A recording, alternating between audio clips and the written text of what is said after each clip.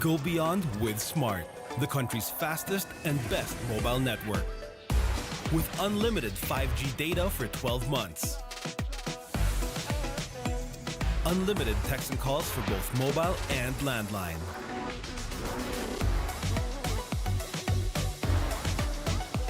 And unlimited Netflix mobile on us. All with Smart Postpaid's powerful SIM-only plan starting at $999. Get it on eSIM online, anytime, anywhere. Switch now and keep your number. Get the power to go beyond, only with Smart Postpaid.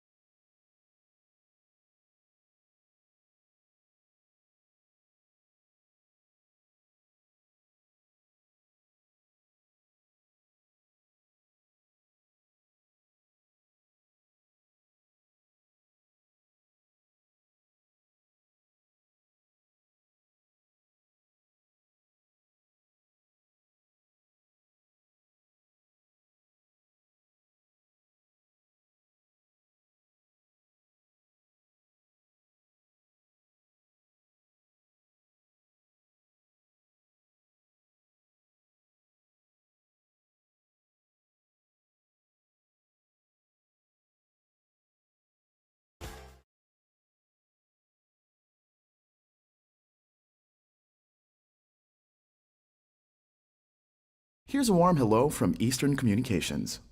We're here to present a refreshing point of view that when it comes to delivering business communication solutions, it's time to bring back the human connection because it's just as important as the technology. Eastern Communications is business made personal. It means getting intimate with our clients' needs so we can provide thoughtful solutions to help them achieve their goals. That's why we are madaling kausap, may malasakit. We are maalam at maaasahan. We are Eastern Communications.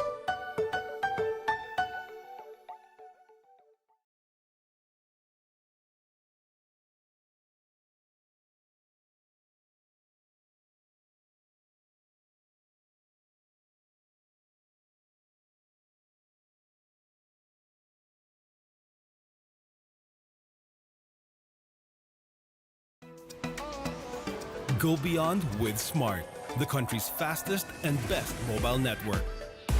With unlimited 5G data for 12 months. Unlimited text and calls for both mobile and landline.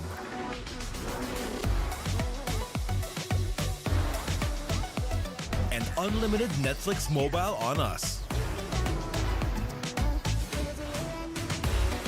All with Smart Postpaid's powerful SIM-only plan starting at $999. Get it on eSIM online, anytime, anywhere. Switch now and keep your number. Get the power to go beyond, only with Smart Postpaid.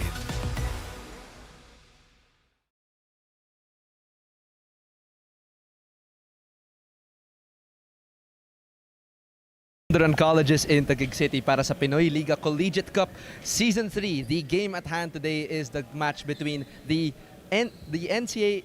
UAAP champions, rather, the DLSU Green Archers against the waxing hot Lyceum Pirates on a winning streak right now. Migs Gonzalez here. Joining me is our analyst, Rowie. Rowie, magandang hapon sa'yo. Yes, magandang hapon sa'yo, Migs. And I'm very excited sa mga kaliga natin na nanonood ngayon because we have a 3-game Sunday triple header. 3-game na nga, Sunday triple header pa, no? Diba?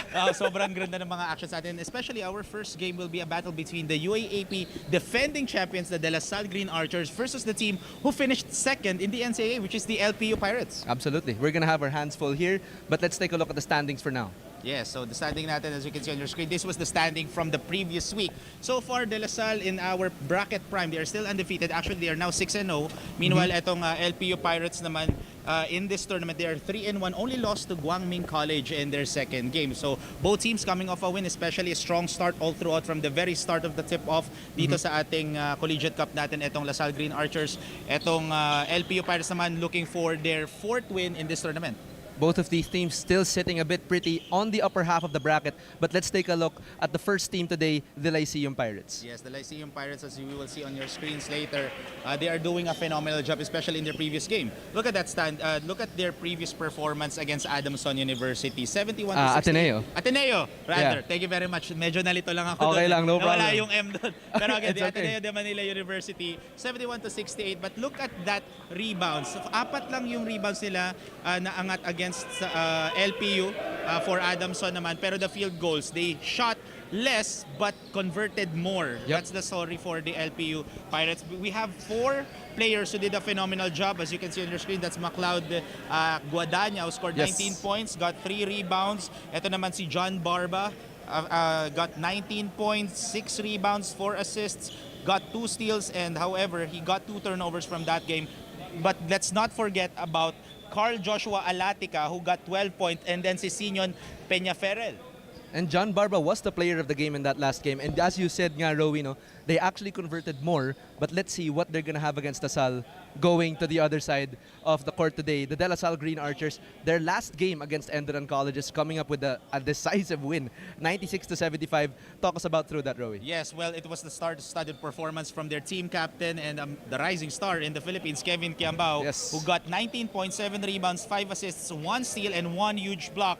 Together with Angelo Raven Cortez, 17 points, 3 rebounds, 1 steal, and 1 block. And Henry Agonane, 10 points, 3 assists, and 2 steals. And of course, Junel Policarpio, who got 8 points and 3 rebounds. Pero ang gusto ko rin tignan dito, or the rebound department, 34 from LaSalle, 27 lang dito sa Enderun Colleges. But look at the assists. They dished out more assists. They dished out 21 assists compared to the Enderun College, which is 10 lang. But the field goal department, they shot more, they made more. Yun ang nangyari dito sa LaSalle. So that's why they are still undefeated, because they always start strong all throughout the competition. And that's the reason why they are the UAAP champions. I don't know about you, Rowie, but I want to see some basketball action. Let's turn it over to our game announcer, Alvin Tanyada, and get the ball rolling.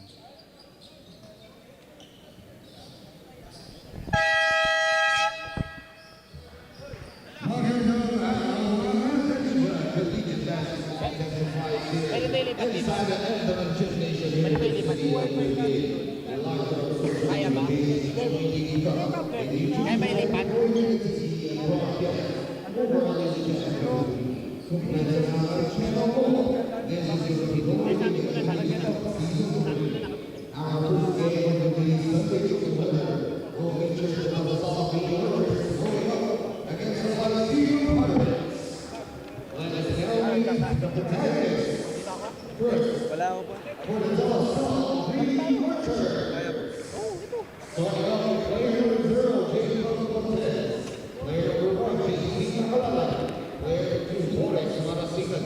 Okay ka dyan? Yep. Blind spot ko lang yan. Blind spot ko yan eh. Hindi ko makikita. Hindi ko makikita. Joey, okay na. Offset. I can see over. Siguro, kaya lang. Okay lang. Player number 28, Kevin Kimball. Player number 31, Luis Pablo. And player number 64, Ethan Atiya. Let us now meet the players for the Lyceum Pirates. Yeah. Starting off with player number 3, John Barba. Player number 4, Dave Paulo. Player number 5, Jordan Lopez. Player number 6, Jethro Reyes. Player number 10, Ryan Palingayan. Player number 12, Joshua Moralejo. Player number 13, Kyle Montaño.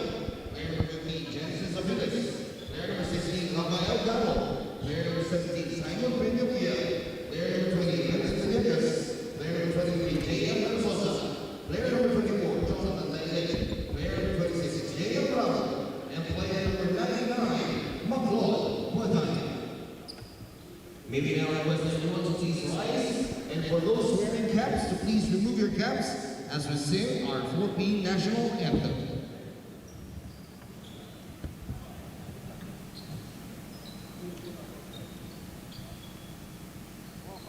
Mga kababayan, ang pambansang awit ng Pilipinas.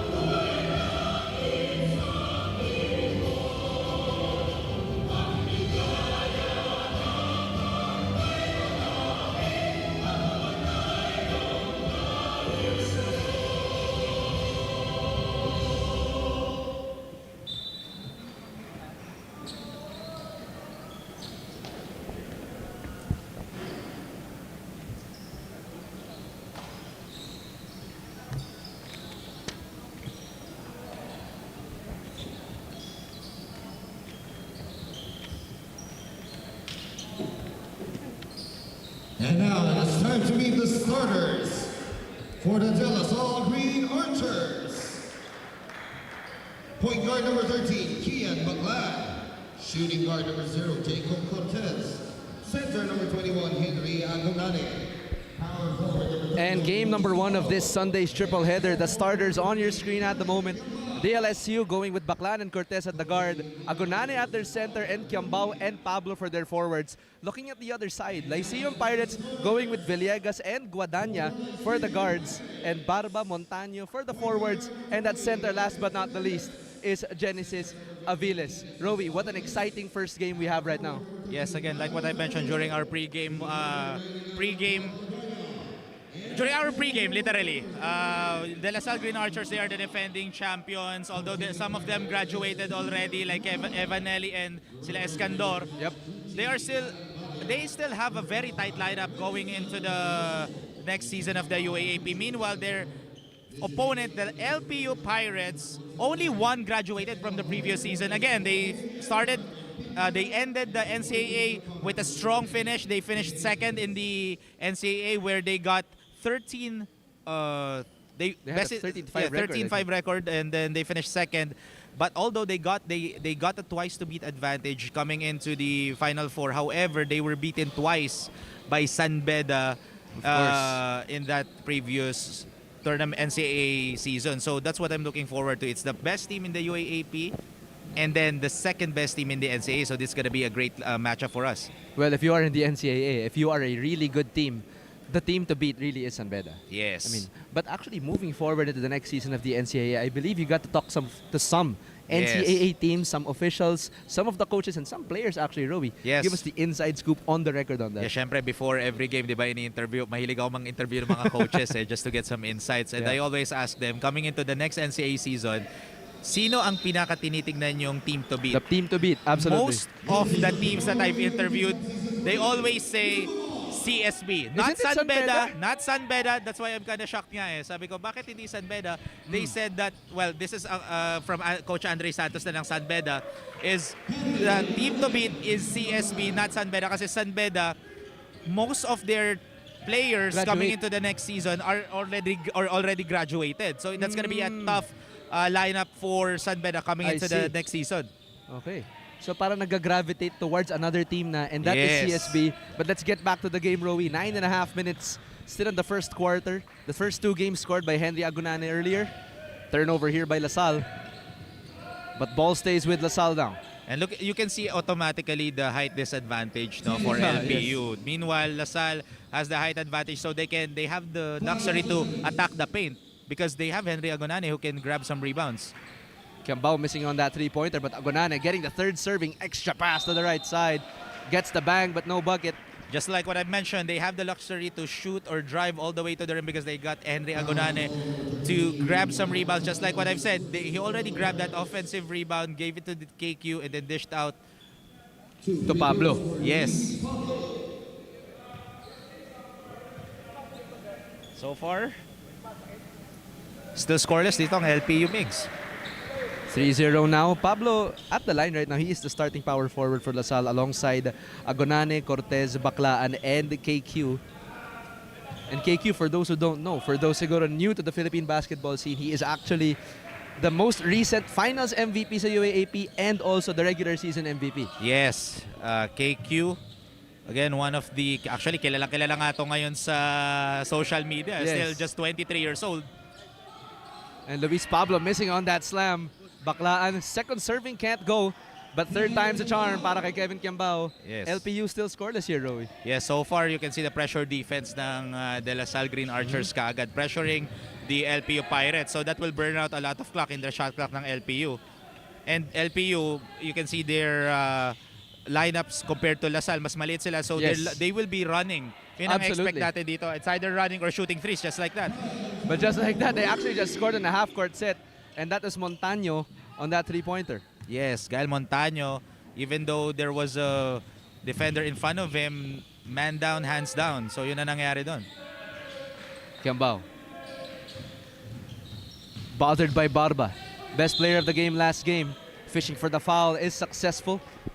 Will go to the free throw line for 2 shots. Yes, for those who don't know, Kevin Kemba, who's only 23 years old, he played in multiple barangays in Muntinlupa. And then what happened is he looked up to Ryan Buenafe, and syempre one of our good friends, Mark Pingres, yun ang sinabi niya before. And he patterned his playing style actually after Nikola Jokic as a playmaking big man. Kaya nakikita natin si Kevin Kiambao, he's also dishing out assists left and right. Ang bilis eh. Oo. Ang bilis niya.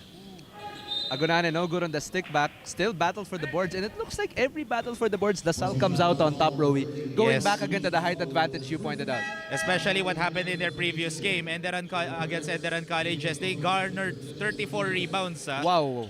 On that previous game. KQ, yes, KQ, actually out of the 34, he garnered 7 rebounds. So yun ang in-expect natin. And what I mentioned, expecting to run kagad for LPU. And Versosa finishes that fast break, closes down the gap to 2, and Cortez now will bring it down for LaSalle. Yan ang matatawag natin sa street Philippine basketball, knockout play. Oo nga, mga cherry pick yan eh.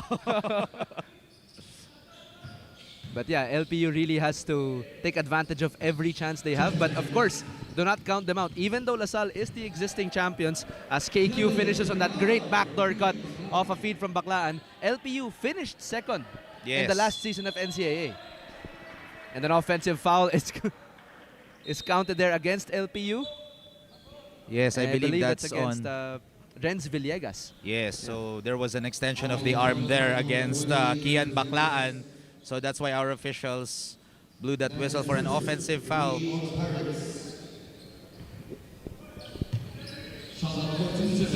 14 on the shot clock now for the Archers. Agonane, clear height advantage at the post, gives it to Pablo.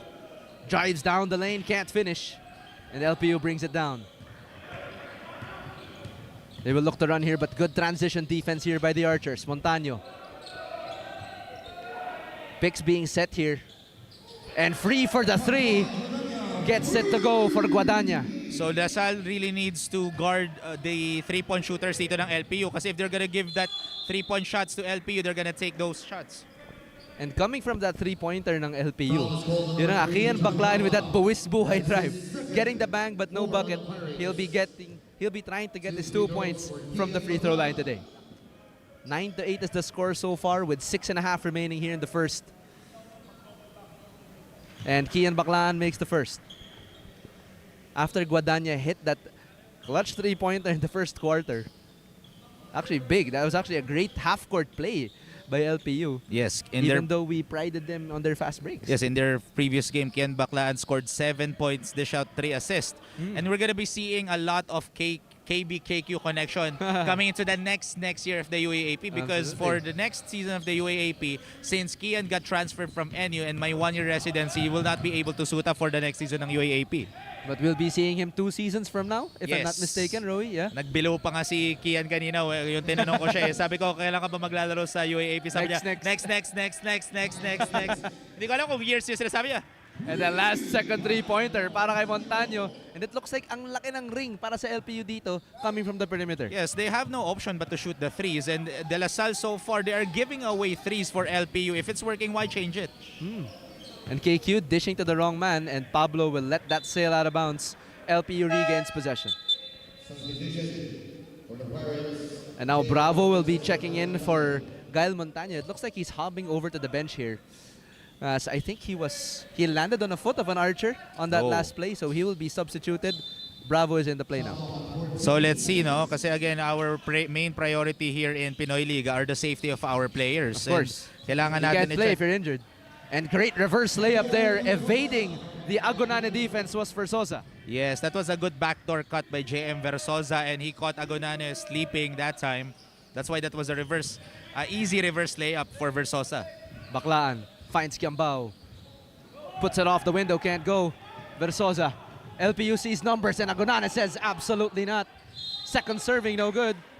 And Pablo will get the foul. You can see on that previous play, 3 red jerseys already running across the court. Only 1 defender, which is Henry Agonane. But good block by Henry Agonane. That was a perfect timing actually for that easy block. And I mean, if you're that tall, Rowie, Yes. it's quite hard to mistime that block. Actually, You know what I mean? you have three options. You can layer it, you can pass it to the center, pass it to the left side. But Yeah. unluckily for LPU, they went for the layup. That's why that's gonna be an easy block for Henry Agonane. Iba talaga speed ng mga taga-Intramuros eh. Rowie, I think they think that they can outrun Taft Avenue. Oo nga, ito yung But mga- Taft Avenue has Henry Agonane. Yun nga eh. Kaya nga sinasabi, itong pirata ng Intramuros, itong Yes. mga Pirates. And when I spoke with Coach Gilbert Malabanan, like what I've said earlier, ang pinaka gusto ko itanong sa mga coaches, especially in the NCAA, sino yung team to beat nyo? I was expecting they're gonna be saying CSB, but I when I remember coached this.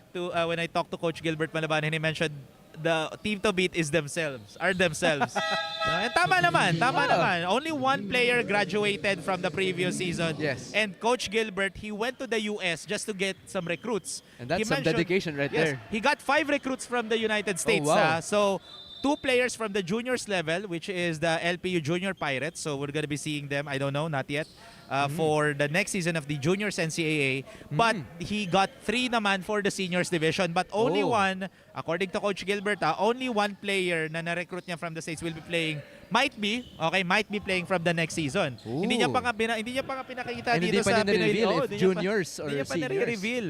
So merong konting cliffhanger to si Coach Gilbert coming into the next season. And at the line a while ago was John Barba. He was the best player of the game for LPU, having 19 points, 6 rebounds, 4 assists, as with 2 steals actually in that game. Yes. And they came up with a win against Ateneo.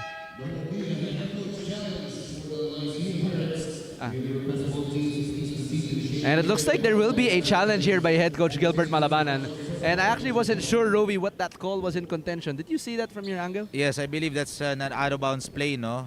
If I'm not mistaken, from our officials. So it just shows that Coach Gilbert Malabanan using his coach's challenge at the very first quarter, even though this is tight ball game, every possession really matters. Kasi Of course. De La Salle Green Archers, once they get a run, tuloy-tuloy na yan. Ang hirap na niyan pigilan. Oh, imagine mo, they are the defending champions in the UAAP. Not just that, they are the back-to-back defending champions Yes. sa PBA Aspirants Cup.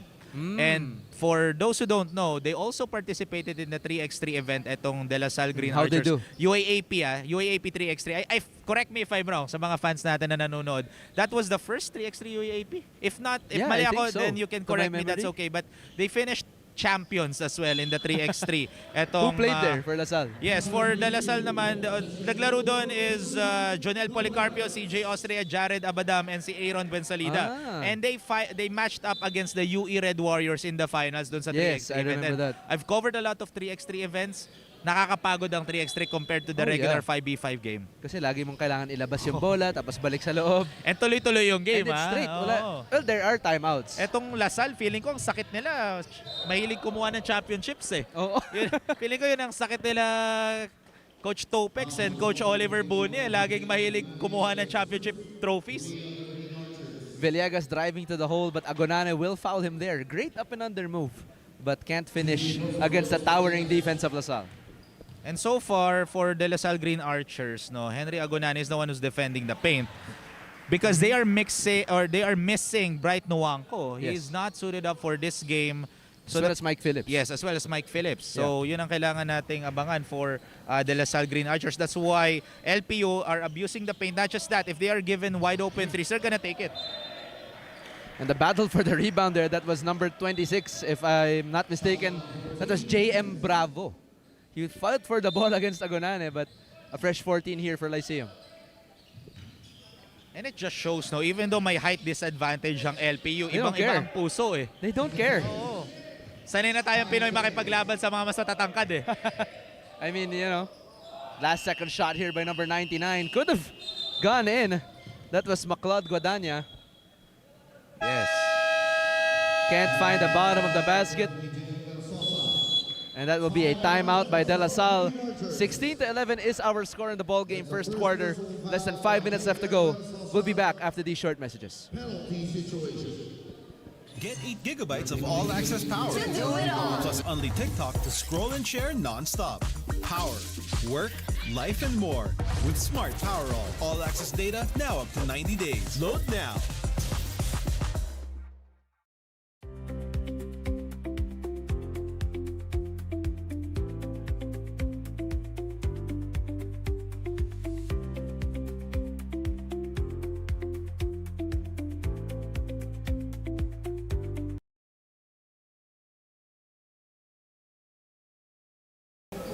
Back into the action here. Taking a look at the standings so far, Rowie. Kanina nung pregame, it wasn't updated, but now it actually is. Quarterfinals berth twice to beat. Yung pwedeng makakuha is LaSalle and NU right now. 6-0 ang LaSalle, and they're playing right now. NU with a 4-1 record. And for the play-in tournament, in contention is the LPU Pirates alongside ENDERUN Titans, the Mapua Cardinals, and Manila Central University, and the bottom three in FEU, Guangming, and Ateneo. Yeah, so as you can see again, still undefeated itong De La Salle dito sa bracket prime natin. The only undefeated teams here in our Collegiate Cup is De La Salle Green Archers in our Group Prime, and in our Group Edge naman, the UP Fighting Maroons. So nakita natin kung sino yung nag-match up sa finals in the previous UAAP season. Sila yung undefeated dito sa Collegiate Cup natin sa Pinoy Liga. And it just shows, no, even though they went to the finals in the previous season, nakita natin they are having a lot of scouting during the off season. Doesn't stop UP got Andy Himao, one of the top prospects here in the Philippines, high school prospects here in the Philippines. And hindi lang yon. One of the players that I covered during the NBTC, Jacob Baila. Jacob Baila, he is a D1 player in the United States. Yep. And when you're a D1 player, that says a lot. Yes.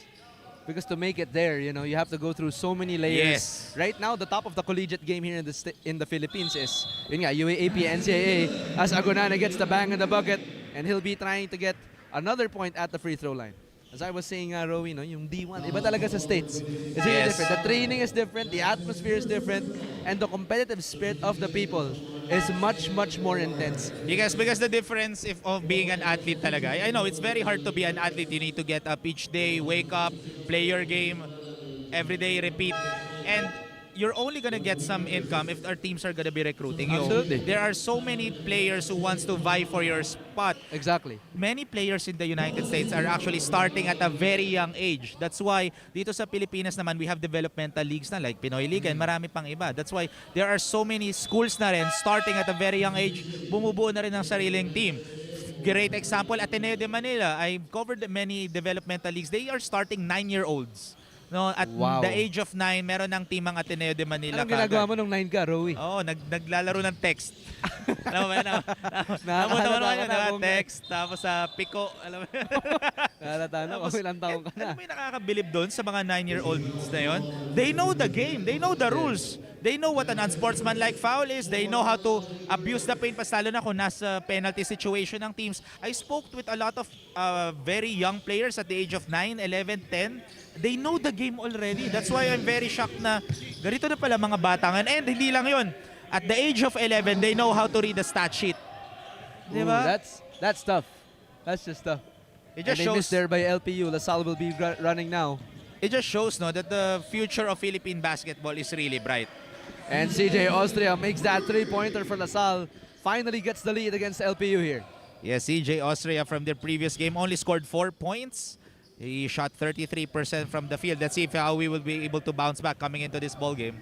So far, so good for CJ Austria. Kakapasok niya lang sa game and he immediately hit the 3 for LaSalle. And eto, Jonel Policarpio, Kapampangan, one of the pride of Kapampangan for Coach Governor Delta Pineda. He played with a lot of different leagues already here in the Metro. Oh. And it looks like the referees are whistling a stop to the play here for possibly an additional call against Policarpio. I believe that's going to be a warning on Jonel Policarpio for resentment to a call, if I'm not mistaken. But yeah, it looks like it. Warning on number 23, Janelle Policarpio, for resentment to a call. And there we go, just like exactly what you said, Rowie. yes, I can see the future mix eh. Minsan nakikita ko yung Context future. clues lang yan, pare. Ito, feeling ko dito I can see the future. Feeling ko dito sa game na to may mananalo eh. Ang galing mo talaga, pare. Diba? Sabi ko sa'yo, Diba ka? Feeling ko may magkaka-W, may magkaka-L. Oo, yan. Of course, again, these two teams that are playing right now, of course, merong bragging rights ang LaSalle. Siyempre. Diba? We are still loseless, diba? Yeah. Loseless. Wag nyo na i-google yun ha, kung word yun. Hindi talaga word yun. Pero what I meant by loseless is wala pang talo ang LaSalle. Yeah, exactly. Meanwhile, etong LPU naman, diba? They are coming off 2-game winning streak. Yes. 1 loss pa lang against Guangming College, Yep. etong LPU dito sa Pinoy Liga natin. However, syempre, you want to be the only team to beat LaSalle, and that will says a lot. No? So yun ang inaay ng mga nasa group prime natin. You're gonna have a target on your back once you beat LaSalle. As Raven Cortez, sweet finger roll to finish that 2 points for the Archers. Yes. Cortez. 22-16 now. Kita- 6-point lead for Lasal. After magkaroon ng Lasal, di ba? Nagsunod-sunod na. Pinakuna Yes. nila ang LPU sa 16. Peñafiel trying to put Cortez on skates, floats it up high, in and out again. And now Makalalag will bring it down for Lasal. CJ Austria, same spot, fakes the 3. Will he be taking it to the hole? Extra pass, Cortez gets it the bounce to go. And Lyceum has seen enough. 24-16 is our score. An 8-point lead for the defending UAAP champions. We'll be back for more Pinoy Liga Collegiate Cup action here at the ENDERUN Colleges.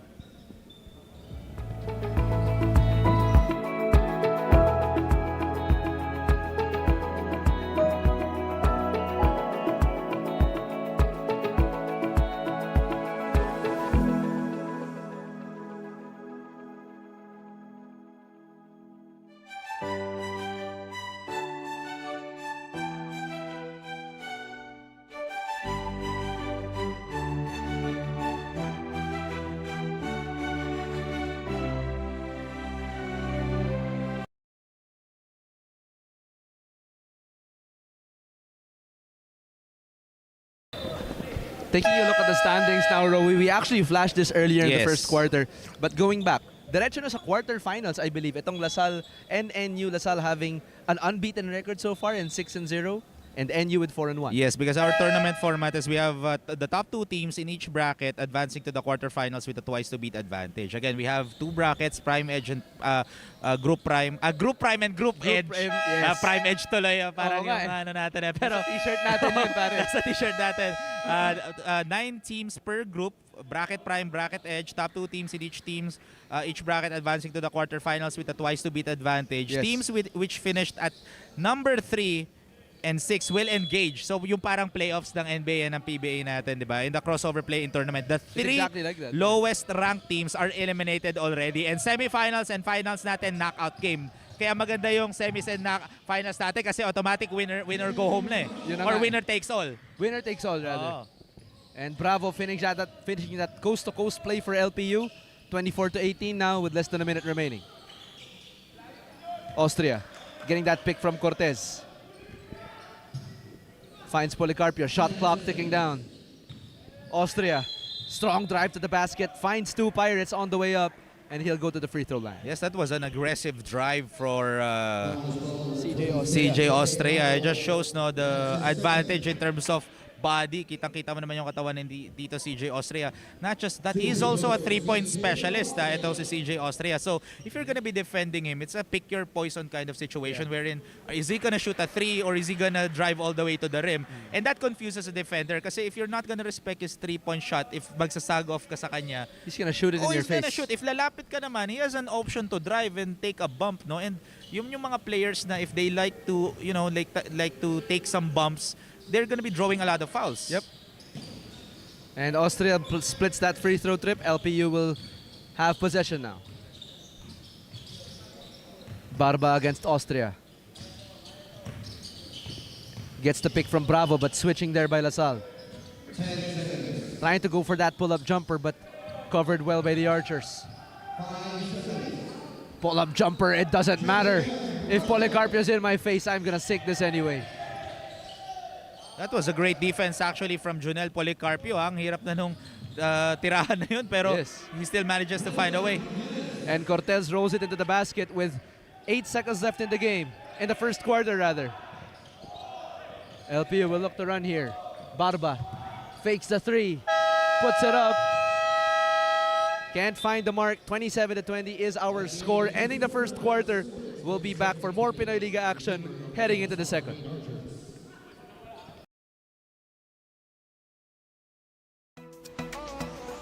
Go beyond with Smart, the country's fastest and best mobile network. With unlimited 5G data for 12 months. Unlimited text and calls for both mobile and landline.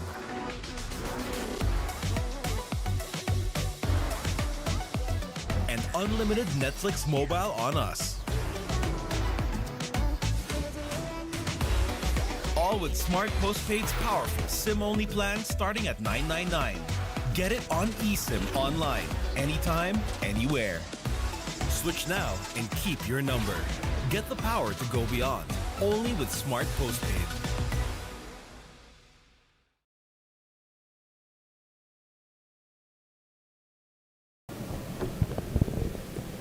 And we're back now for the second quarter as both teams are now in their huddles with their coaches now. 27-20 is our score so far coming into the second quarter. If you are Lyceum, Rowie, how can you cut back into this lead and defeat LaSalle? Yes, you just need to score more. Yun lang talaga eh. Kidding aside again, like what I mentioned during the second part of the first half, no, kita-kita natin there, Coach Henry Oliver Obunye, or rather, he already made some adjustments during the lineup. Pinahinga niya to si Henry Agonane. Ang pinalit niya kagad is itong big guy rin na si Raven Cortez. Yes. So, kita-kita naman natin yung mix and match ng lineup. Doon nakagawa ng run ang LaSalle, no? At the very start, Lyceum Pirates or LPU Pirates did a phenomenal job running the floor. So, let's see. Ang ginagawa na ng De La Salle ngayon is they're respecting the shooters. However, late contest yun for Jonel Policarpio. That's the missing link at the second part of the first half. So, La Salle, they are not shooting more threes compared to the first part of the first quarter. Bravo drills that three for Lyceum. And again, meron talaga tayo mga fans no, sa Pinoy Liga na sobrang diehard fans. Alam naman nila nagbibiro lang ako sa word na lossless. May nag-google ata talaga ng lossless na word. And Raven Cortez showing his range and sinking that three for LaSalle. But it looks like a referee will be whistling a stop to the play as JM Bravo is hobbling on his left leg, I believe. I think masama yung bagsak ni JM Bravo dito, pero he gave it the thumbs up sign dito kay Coach Gilbert Malabanan, so he's still gonna be playing. I'm good, Coach, he said. Oh.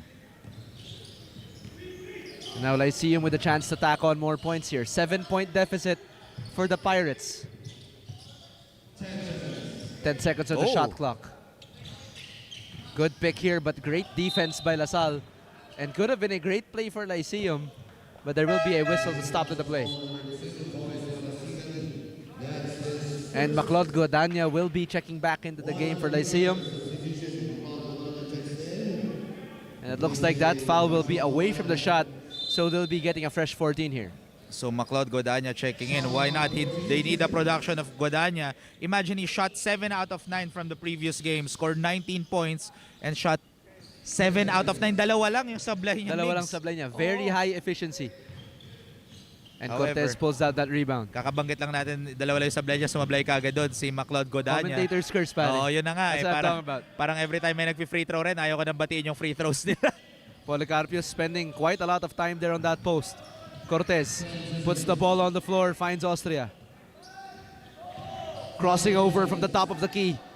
Bumale but can't get it to go. Second serving can't fall. No one's boxing out for LPU. That's why nagkakaroon ng offensive opportunities etong LaSalle Green Archers.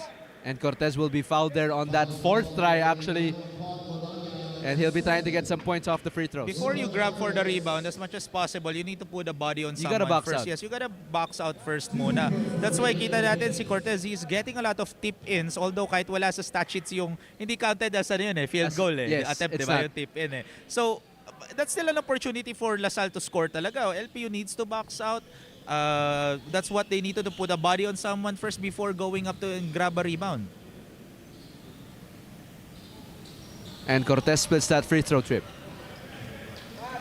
Again, itong LaSalle, imagine, coming up from the UAAP season as a champions, went to the PBA Aspirants Cup as a back-to-back champions.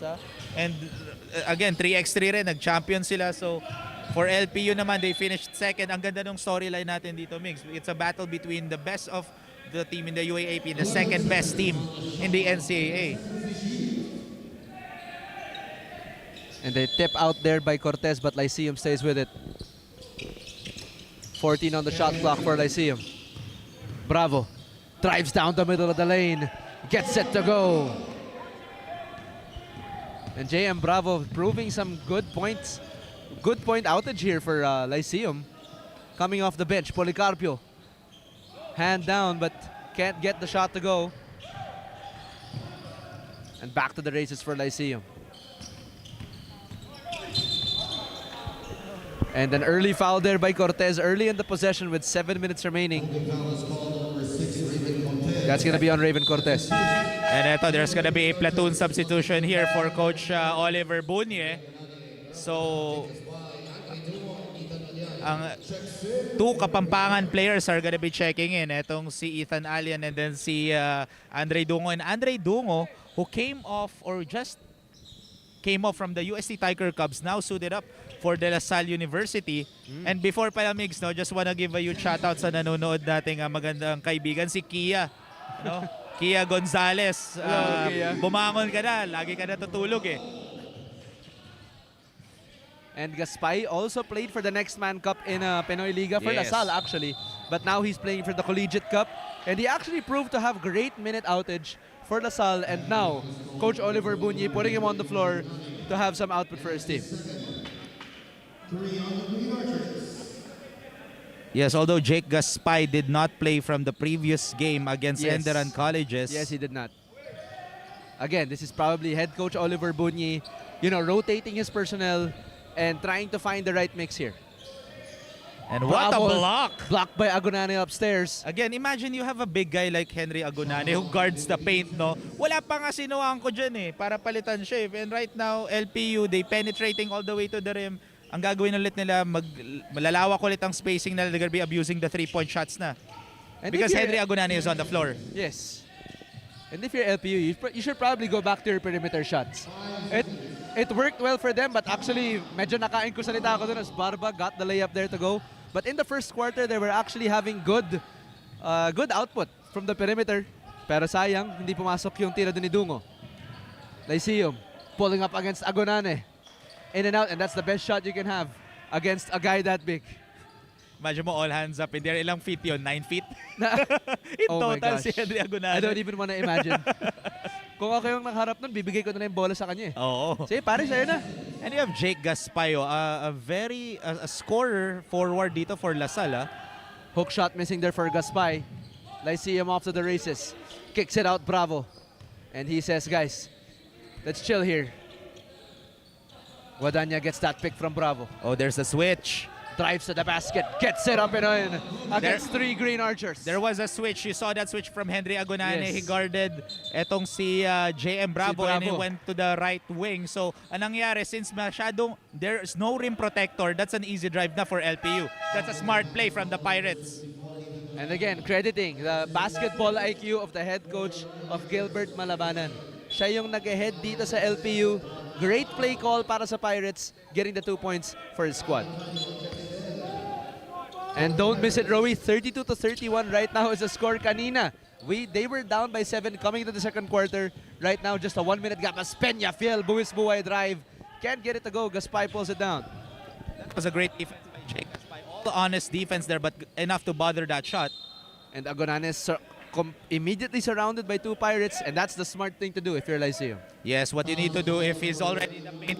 Alam mo, I learned this from Dwayne Wade. If you have a very tall player that you're gonna guard and he loves to post up, at the start of the job, no, is to deny the ball kagad. course. Don't let Don't let him him get the the ball. ball. Yes, exactly. And once he gets the ball, automatic double team yun. And may double team ang LPU rather, is automatic. There's gonna be an open player. Yes. For LaSalle. So Henry Agonane has the opportunity to what? To kick it out. Kick it out or rather just get an easy hook shot kasi grabe yung height advantage ni Henry Agonane. But if you are Lyceum, I don't think there's a Lyceum player which is long enough to actually deny the ball from Agonane. So we're not actually quite sure how Lyceum can deny the ball from the center of LaSalle, but we'll see if these double teams will prove to be successful for Lyceum. 4.5 minutes to go. Oh. And early foul and another foul there given up by Gaspay. And they're already in the penalty. So that's going to be 2 free throws here for LPU Pirates. It's the different story. From the first quarter, LPU Pirates gagawin din na sa penalty situation. Ito naman, LaSalle. It just shows that they are being too aggressive defending the LPU Pirates in this lineup. Again, after that platoon substitution, lumamang na yung LPU.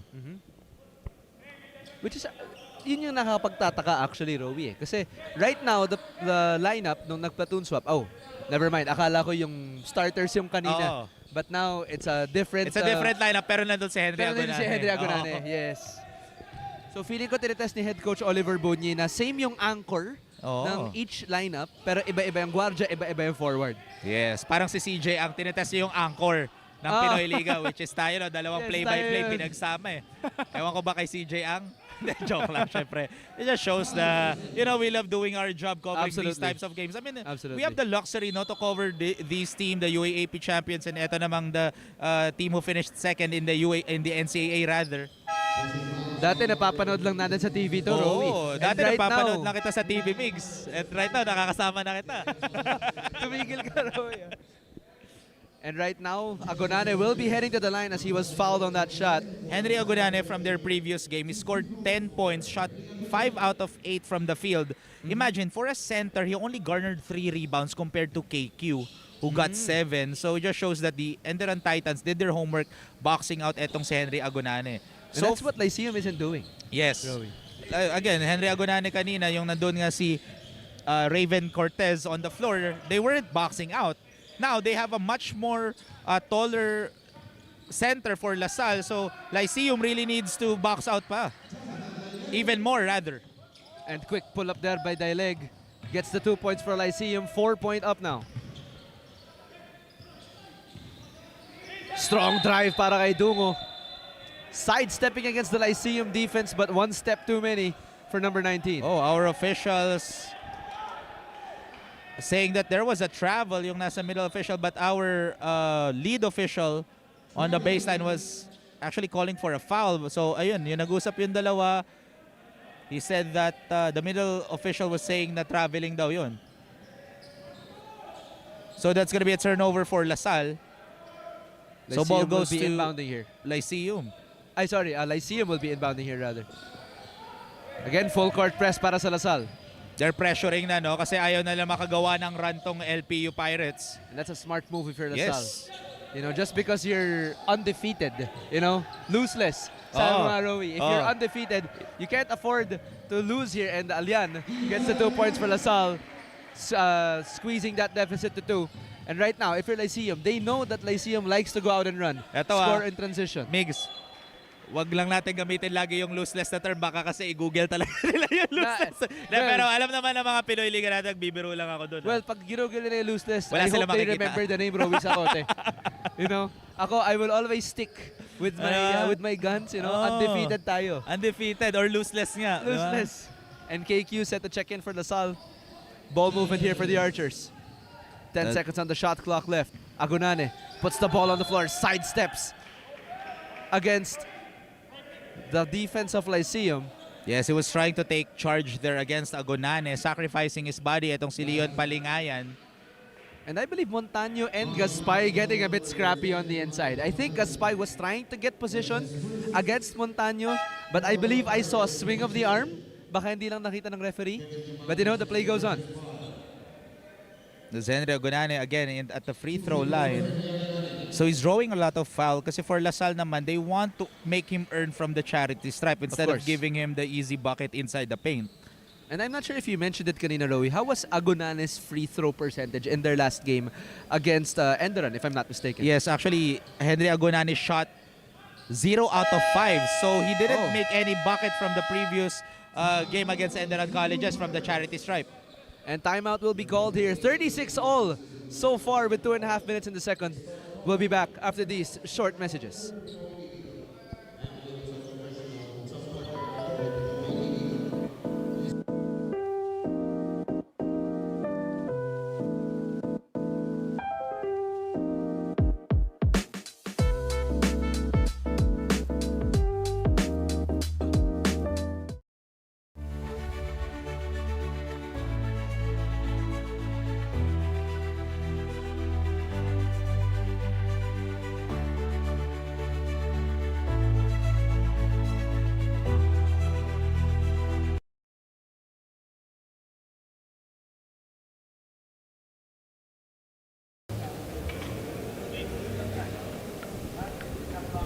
And looking at the game schedule for today, DLSU facing off against Lyceum in game number 1 of the triple header.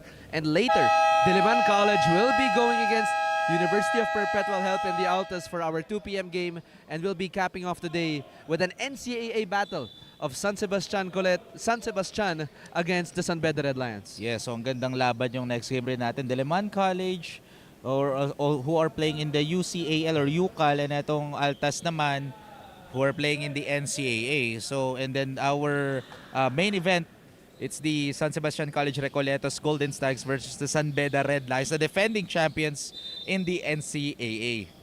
And again, it just goes to show, Rowie, no? The basketball talent in the Philippines goes beyond UAAP. Yes. It goes beyond NCAA. You mentioned a while ago that a lot of developmental leagues are budding and rising here in the Philippines, which goes to show, no, we have to cultivate and find these talents so that they can make it to the bigger leagues in their life. Especially compared to the previous generation, no? There are so many scouts from different schools and different teams. Ang ginagawa pa nga nila is they're going to different barangays just to watch basketball games, and kailangan pa nilang i-timingan yung mga magagandang liga from different barangays from all over the Philippines. Right now, in this generation, they can watch Pinoy Liga, and then makakita na kagad sila ng mga iba't ibang teams. And there are a lot of developmental leagues who are now streaming from Facebook, YouTube, and there are a lot.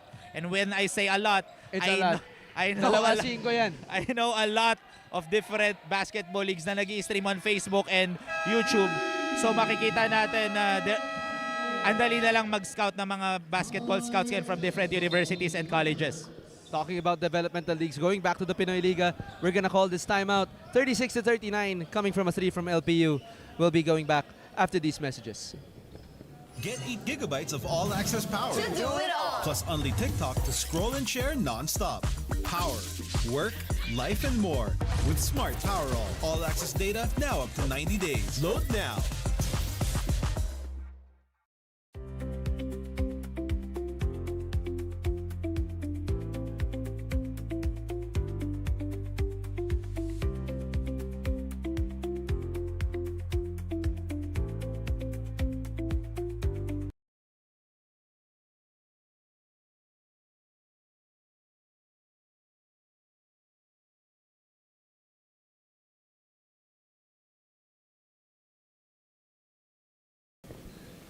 Coming back into the second quarter, 1.5 remaining, 3-point lead for the Lyceum Pirates.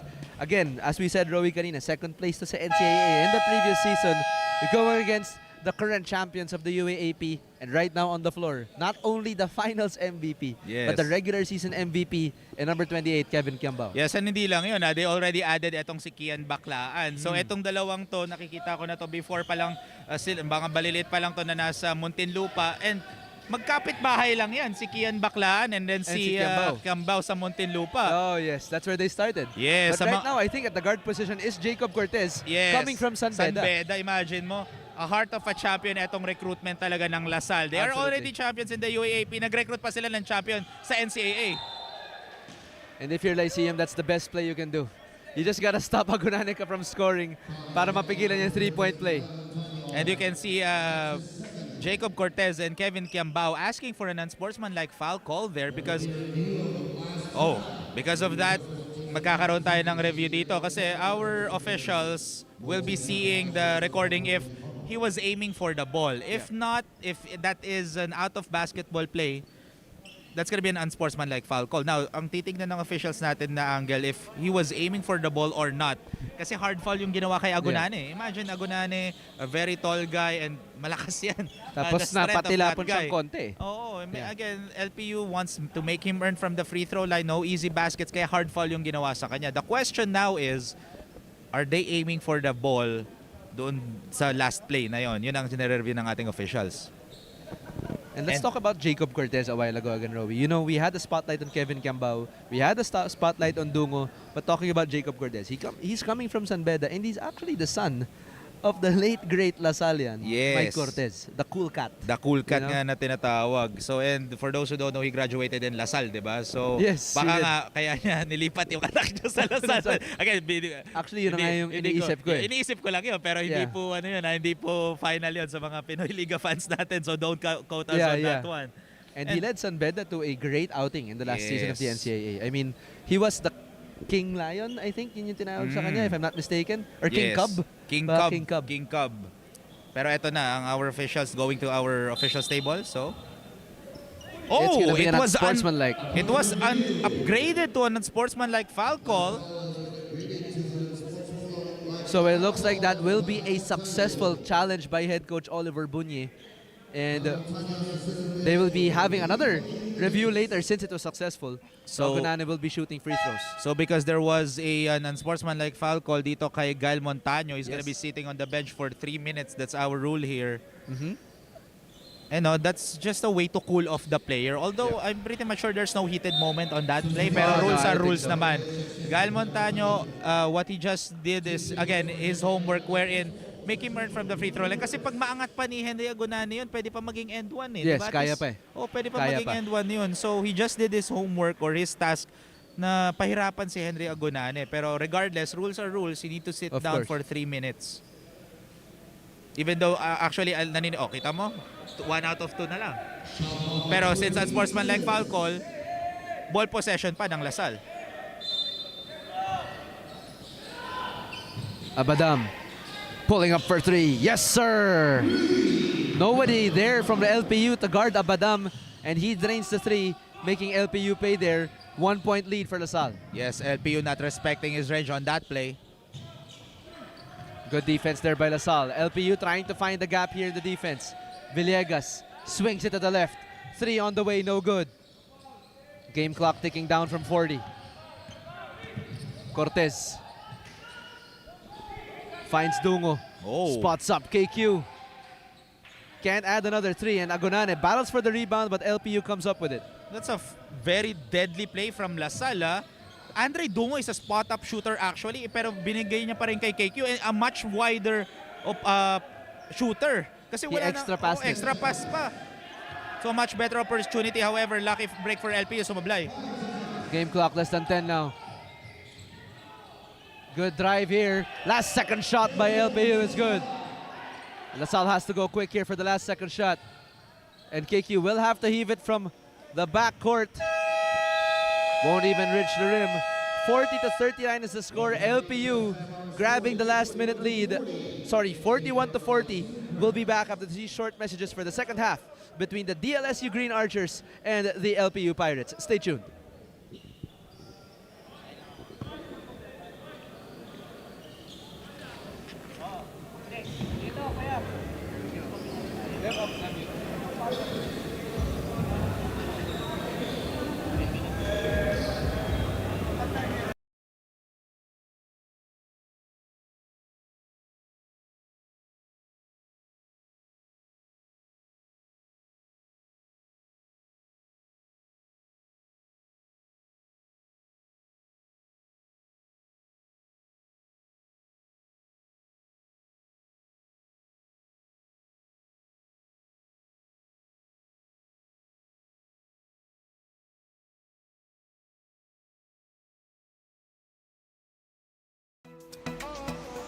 Go beyond with Smart, the country's fastest and best mobile network. With unlimited 5G data for 12 months. Unlimited text and calls for both mobile and landline.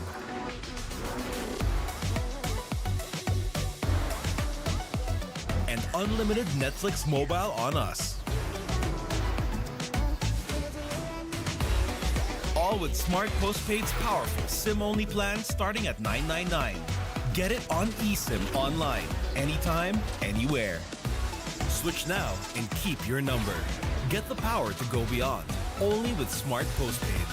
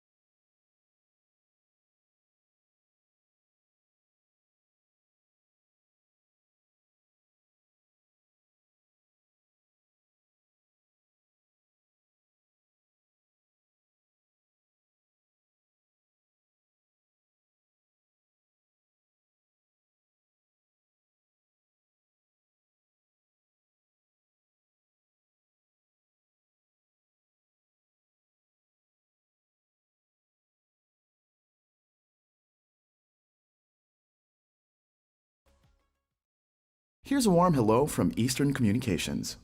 We're here to present a refreshing point of view that when it comes to delivering business communication solutions, it's time to bring back the human connection because it's just as important as the technology. Eastern Communications is business made personal. It means getting intimate with our clients' needs so we can provide thoughtful solutions to help them achieve their goals. That's why we are madaling kausap, may malasakit. We are maalam at maaasahan.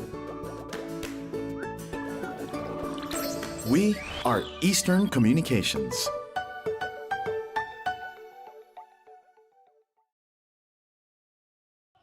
By the Blazers. Against Don Lim. Getting blocked by Don Lim. Solid defense by Don Lim.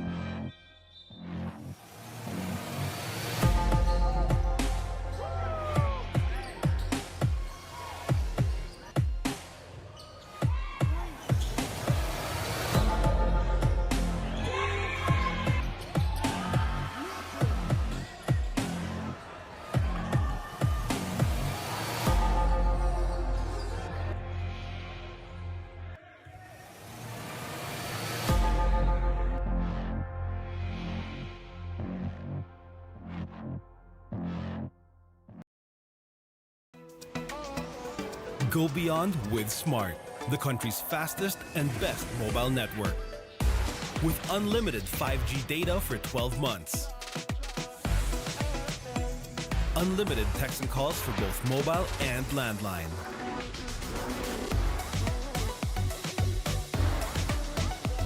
And unlimited Netflix mobile on us. All with Smart Postpaid's powerful SIM-only plan starting at $9.99. Get it on eSIM online, anytime, anywhere. Switch now and keep your number. Get the power to go beyond, only with Smart Postpaid.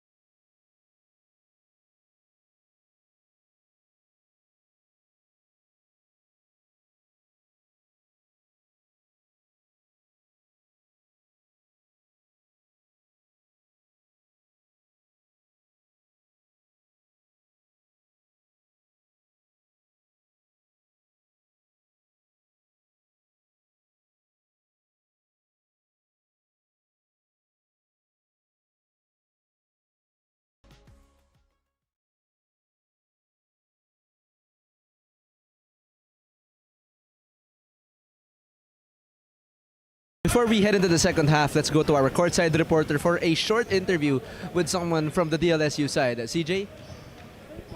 Thank you, Migs. Mga kaliga, kasama ko ngayon ng isang assistant coach ng Dalasal Green Archers, Coach JB Season. Coach JB, your squad remains undefeated in the tournament and with a winning margin of 11.7 points. What is the main ingredient for this Green Archers onslaught that sees your squad a dominant contender in this PINOYLIGA Collegiate Cup season? Right now, I think it's the hard work of the players. Nagtatranslate yung practices namin into games. So kahit papaano yung kahit sa practices kasi relentless sila sa isa't isa eh. Talagang unforgiving yung practices namin eh. So hopefully sa games, we're winning games and hopefully umabot ng finals and someday championship. Coach JB, being that you are also part of the Batang Gilas program as an assistant coach, how do you treat the young individuals of the national team differently to the players of the De La Salle Green Archers? Well, right now we're having problems with sa Batang Gilas. We're having problems with the schedules. Kasi all of our players, they are high school. So they also have their busy schedules with their mother teams, mother schools. So we try to maximize yung mga practice times namin, which is mostly nighttime after their practice in schools. So compared to sa mga katulad sa De La Salle, almost every day we can train. Sa Batang Gilas is like 3 times a week only. So we have to maximize that time. Coach, meron po ba kayong gustong batiin at pasalamatan? Binabati ko lang lahat ng nanonood nitong Pinoy Liga and syempre yung all the La Salle supporters, coaches and players. Thank you so much, Coach. Back to you, Mix.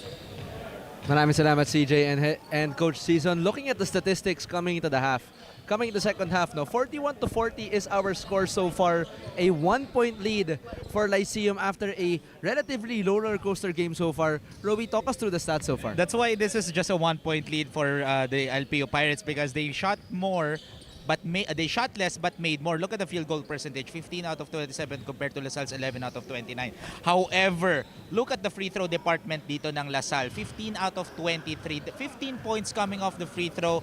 Again, why? Because they are fouling Henry Agonane inside the paint. That's why he's getting a lot of shots. Meanwhile, they got 20 rebounds for LaSalle.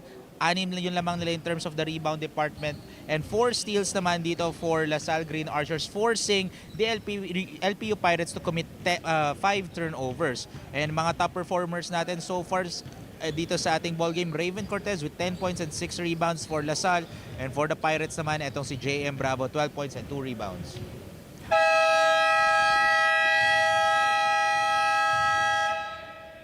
So far, an incredibly close game. The free throw percentage and the difference between these two teams. Because nga, foul ng foul tong Lyceum, di ba? Napakabilis na team.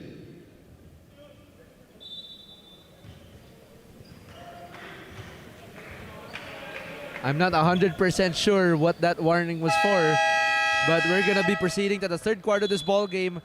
20 more minutes of regulation remaining between the LPU Pirates and the DLSU Green Archers, only here at the PINOYLIGA Collegiate Cup Season 3. If you want to watch it live, we are here at the ENDERUN Colleges dito sa Taguig City. And if you want to watch online, you can see us on Facebook and YouTube Live for PINOYLIGA Cup. Yes, and for this lineup ng La Salle, they are missing Mike Phillips pala, for those who don't know, in this ball game. Mike Phillips still gonna be playing for the next season of the UAAP, so it's gonna be a great lineup for La Salle. And when I watched some of their games talaga itong La Salle, kitang-kita natin mas lalong pinaghahandaan pa nila yung next season. And here we go, De La Salle will be starting this third quarter. Baclaan at the helm. 1-point lead so far for Lyceum after that last second shot ending the first half. KQ gets that pick from Cortez, but he forgot how not tall Raven Cortez was on that pass, and Lyceum will be regaining possession. Full court press again for the Archers. Bravo will be guarded by Pablo. Oh, and going back to what I mentioned kanina, Migs, no? Phil Oil is one of the off-season ng UAAP Yes, and it is. NCAA. And Correct. the first matchup ng La Salle doon was the UP Fighting Maroons, which they lost. So both teams, it's like a rematch in the UAAP season, previous season finals. What a great no-look pass from Kian Baclaan, finding Raven Cortez with the eyes at the back of his head. Baclaan gets a steal, behind the back pass para kay Cortez, but can't get it to finish. And the ball will go back to La Salle. We're going to be seeing a lot of those dimes from Kian Baclaan once he's now suited up for the La Salle Green Archers officially in the next Finally. UAAP season. Pero yung forma kasi nitong ni Baclaan, we have these fast guards. We have the shifty guards. He's a shifty guard. Yes. You know, he gets the defense off balance, tapos magno-no-look pass siya. just enough for that window para makascore nga yung big man ng Lasal. Again, that's where basketball IQ comes into play, no? Exactly. Kita natin, ito masasabi ko for Kian Baclan, parang street smarts yan eh. Oo In nga terms of basketball. Yun, you took the IQ, words right out of my mouth. Oo, kasi again, he played with a lot of barangay leagues sa Muntinlupa, and kitang-kita natin sa edad pa lang neto ni Kian, napakabata pa. So, I can say that this is a really great recruit for Lasal. Yes. And then nga, immediately having almost 2 assists on that last play. Cortez hands it off Baclaan. Trying to find KQ on the inside, but good defense by Lyceum. Shot clock ticking down. Makalalag. Ang bilis tong bagal sa floater na yun, but can't get it to go. Second chance. Yes, sir.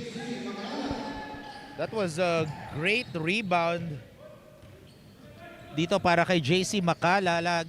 Makalalag. Sorry, Can't nagiging get konyo the- tuloy ako, bro. Okay lang, pare. Okay lang. Pero yun nga, he got the board because wala ngang box out tong Lyceum. Just an easy floater for the Sal. And now 3-point lead for the Archers. Makalalag. Finds Cortez on the inside.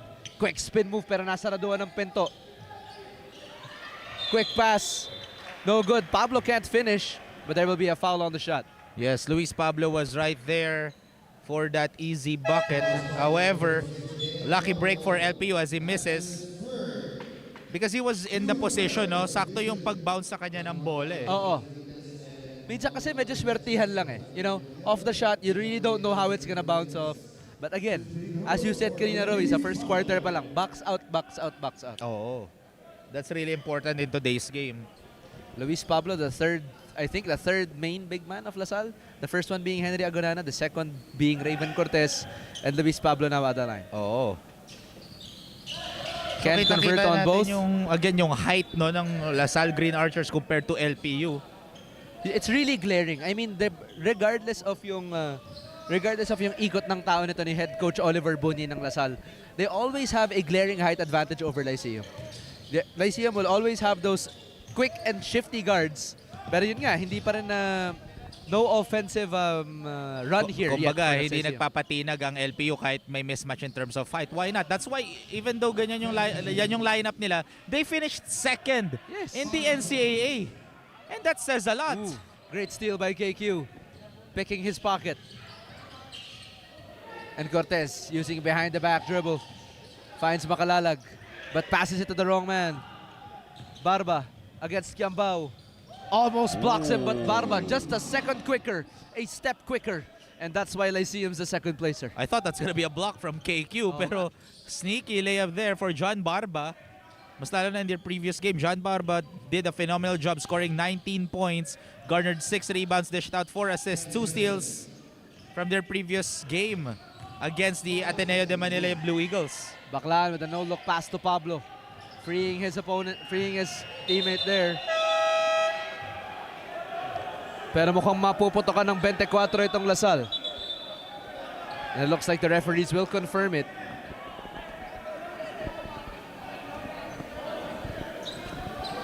Looks like they're discussing at the scorer's table now if it will be a 24-second violation or if it will be another possession for Lasal.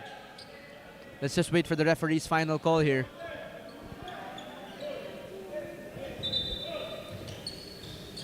And it looks like the ball will stay with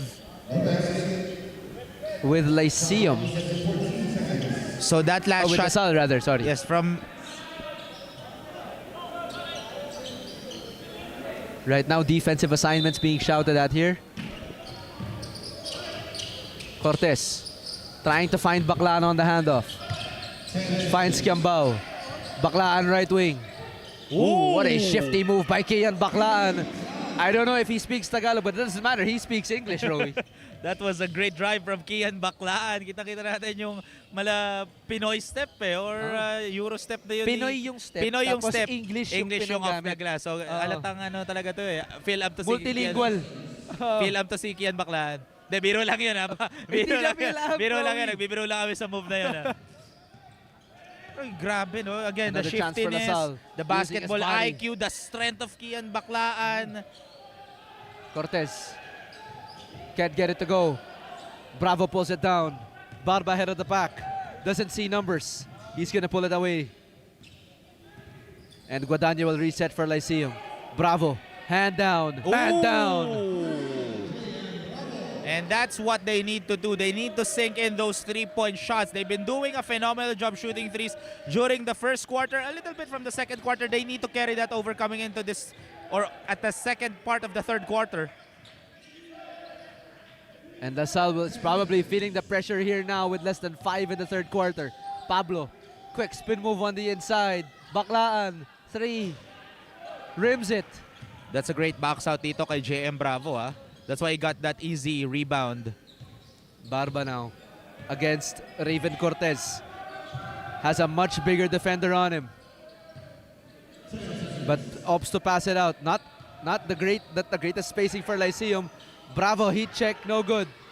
Oh, good tap. Barba gets the 3 to go, no good. And the ball still will stay with Lyceum. And that looked like a pretty messy possession from our angle, Rowie.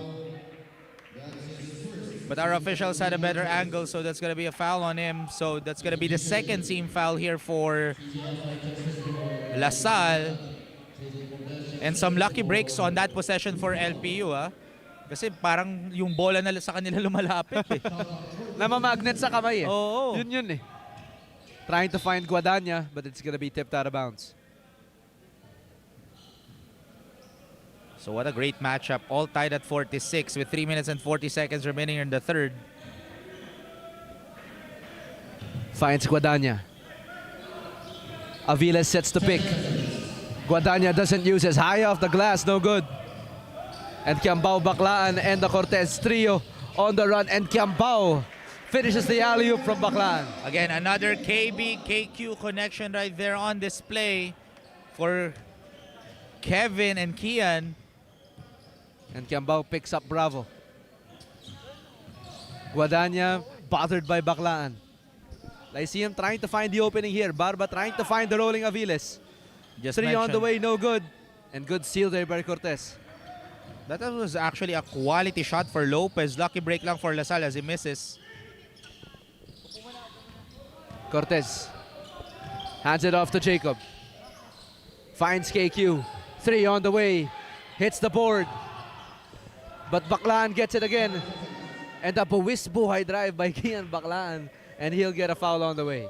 Again, Kian Baklaan, a shifty guard but loves to penetrate all the way to the rim. Actually, he loves to absorb contact itong si Kian Baklaan. Given with his size, kitang-kita natin yung tigas nito ni Kian Baklaan. And hindi lang kasi yun eh. Hindi ko nga masasabi kung triple threat, quadruple threat, quintuple threat. Ito si Kian Baklaan. He's a threat in total as a whole. He can shoot, he can pass, he can dish out assists, he can drive. And all at, hindi halata na siya yung smallest player. Because he probably has the biggest heart on the floor right now as he drove against 2 Pirates. Ang lalim ng sausaw niya yun kanina. Oo. Kasama yung sibuya sa suka doon. So, kompletos recados na. Ano ba niluluto? Quick eh. Quick na isip ko.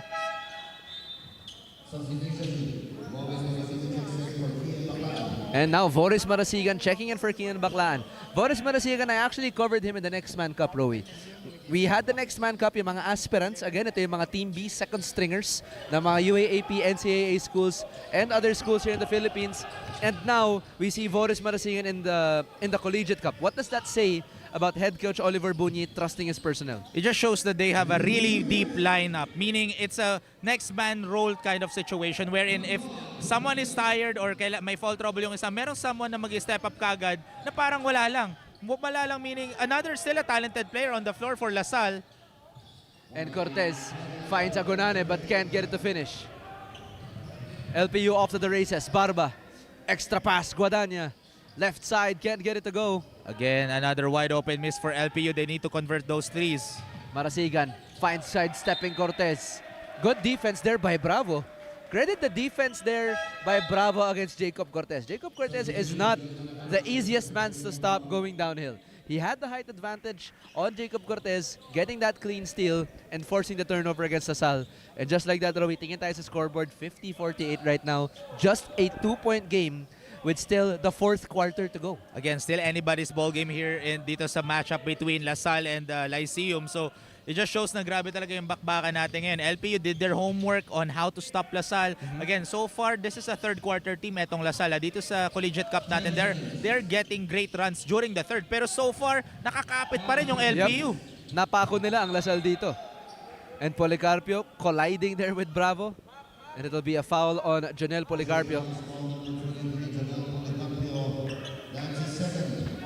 And that's the second personal foul on Jonel Policarpio. And the timeout will be called by head coach Gilbert Malabanan here for the Pirates. 50-48 is our score with about a minute remaining in the third. We'll be back for more Pinoy Liga Collegiate Cup action. Get 8 gigabytes of all-access power. Plus only TikTok to scroll and share non-stop. Power, work, life, and more. With Smart Power all-access data now up to 90 days. Load now.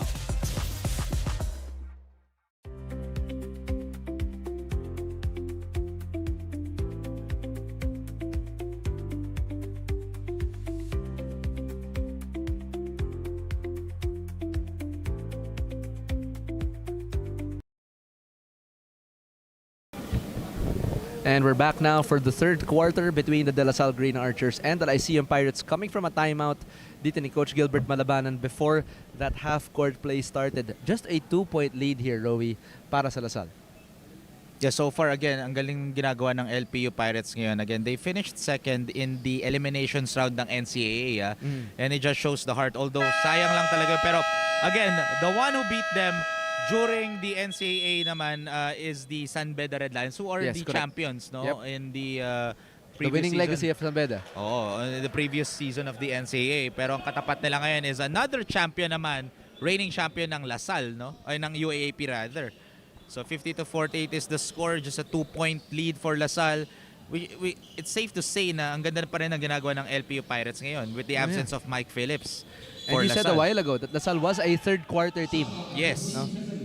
And right now, they can't come up with a decisive run. Dito sa Collegiate Cup natin, ha? Yes. Sorry. To be specific, yes. John Barba spins on Henry Agonane, using his body, shielding the ball, and gets the layup to go for Lyceum.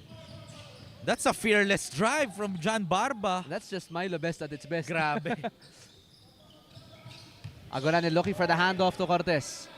Steps back for the three. Can't get it to go, but Agonane getting that board. And again, the height advantage of LaSalle proving to be an asset there. There were 3 red jerseys all around Henry Agonane, but because of his length and size, he was able to get that rebound easily. And Guadagna losing that ball on that possession with less than 20 seconds remaining. Trying to get to Agonane, but no good. Barba, LPU sees numbers, takes it himself. And another fearless drive by John Barba. That's why he's the player of the game. Last game against Enderun. Shot clock down to 5. Quick steal here. Puts it up with the offhand. Can't finish. Could have swung the lead in LPU's favor, but will be ending the third quarter. 52-all. We'll be back after these short messages.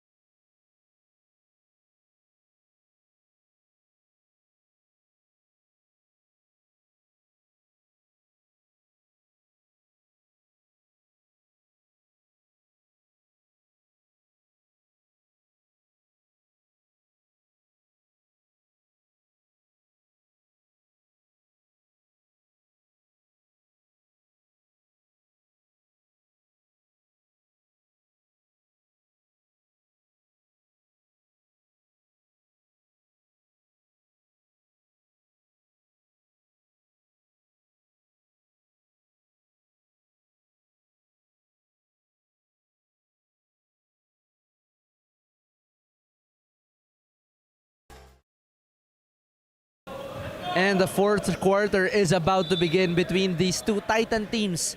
The De La Salle Green Archers, the UAAP champions so far, and LPU finishing second in the last and most recent season of the NCAA. And don't look now, Rowie. Yes. But right now in attendance is the San Beda coach of Andre Santos. Grabe. On the right there. Yes, he's watching right now, syempre. They have a game later, right? Yes, they have. The third Against game, San no? Sebastian, Again. yeah. So 2 NCAA teams will go head to head. And just want to clarify, no?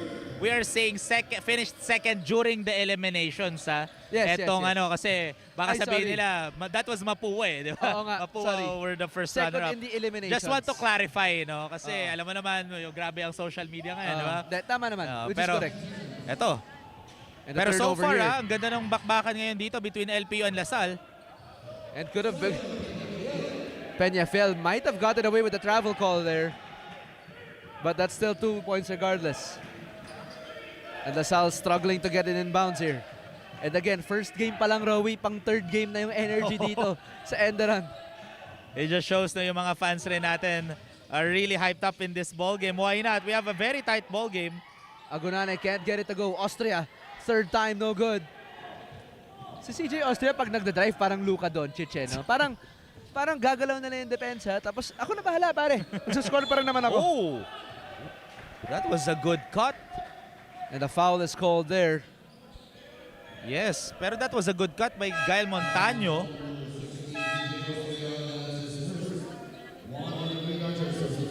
And that's the first team foul kagad for the Green Archers, and a two-man substitution here as Gian Baclaan will be checking in again, because why not? This is a tight ball game at the fourth. Because all throughout this entire ball game for Lasal, only one team or two teams ang naging close sila by just 2 points. Itong Mapu when they matched up against Mapua Cardinals and FEU Tamaraos. Great defense there by Policarpio earlier, but LPU grabbing that board. No box out there. Versosa skying for the rebound. Shot clock down to 8. Villegas finds Montaño.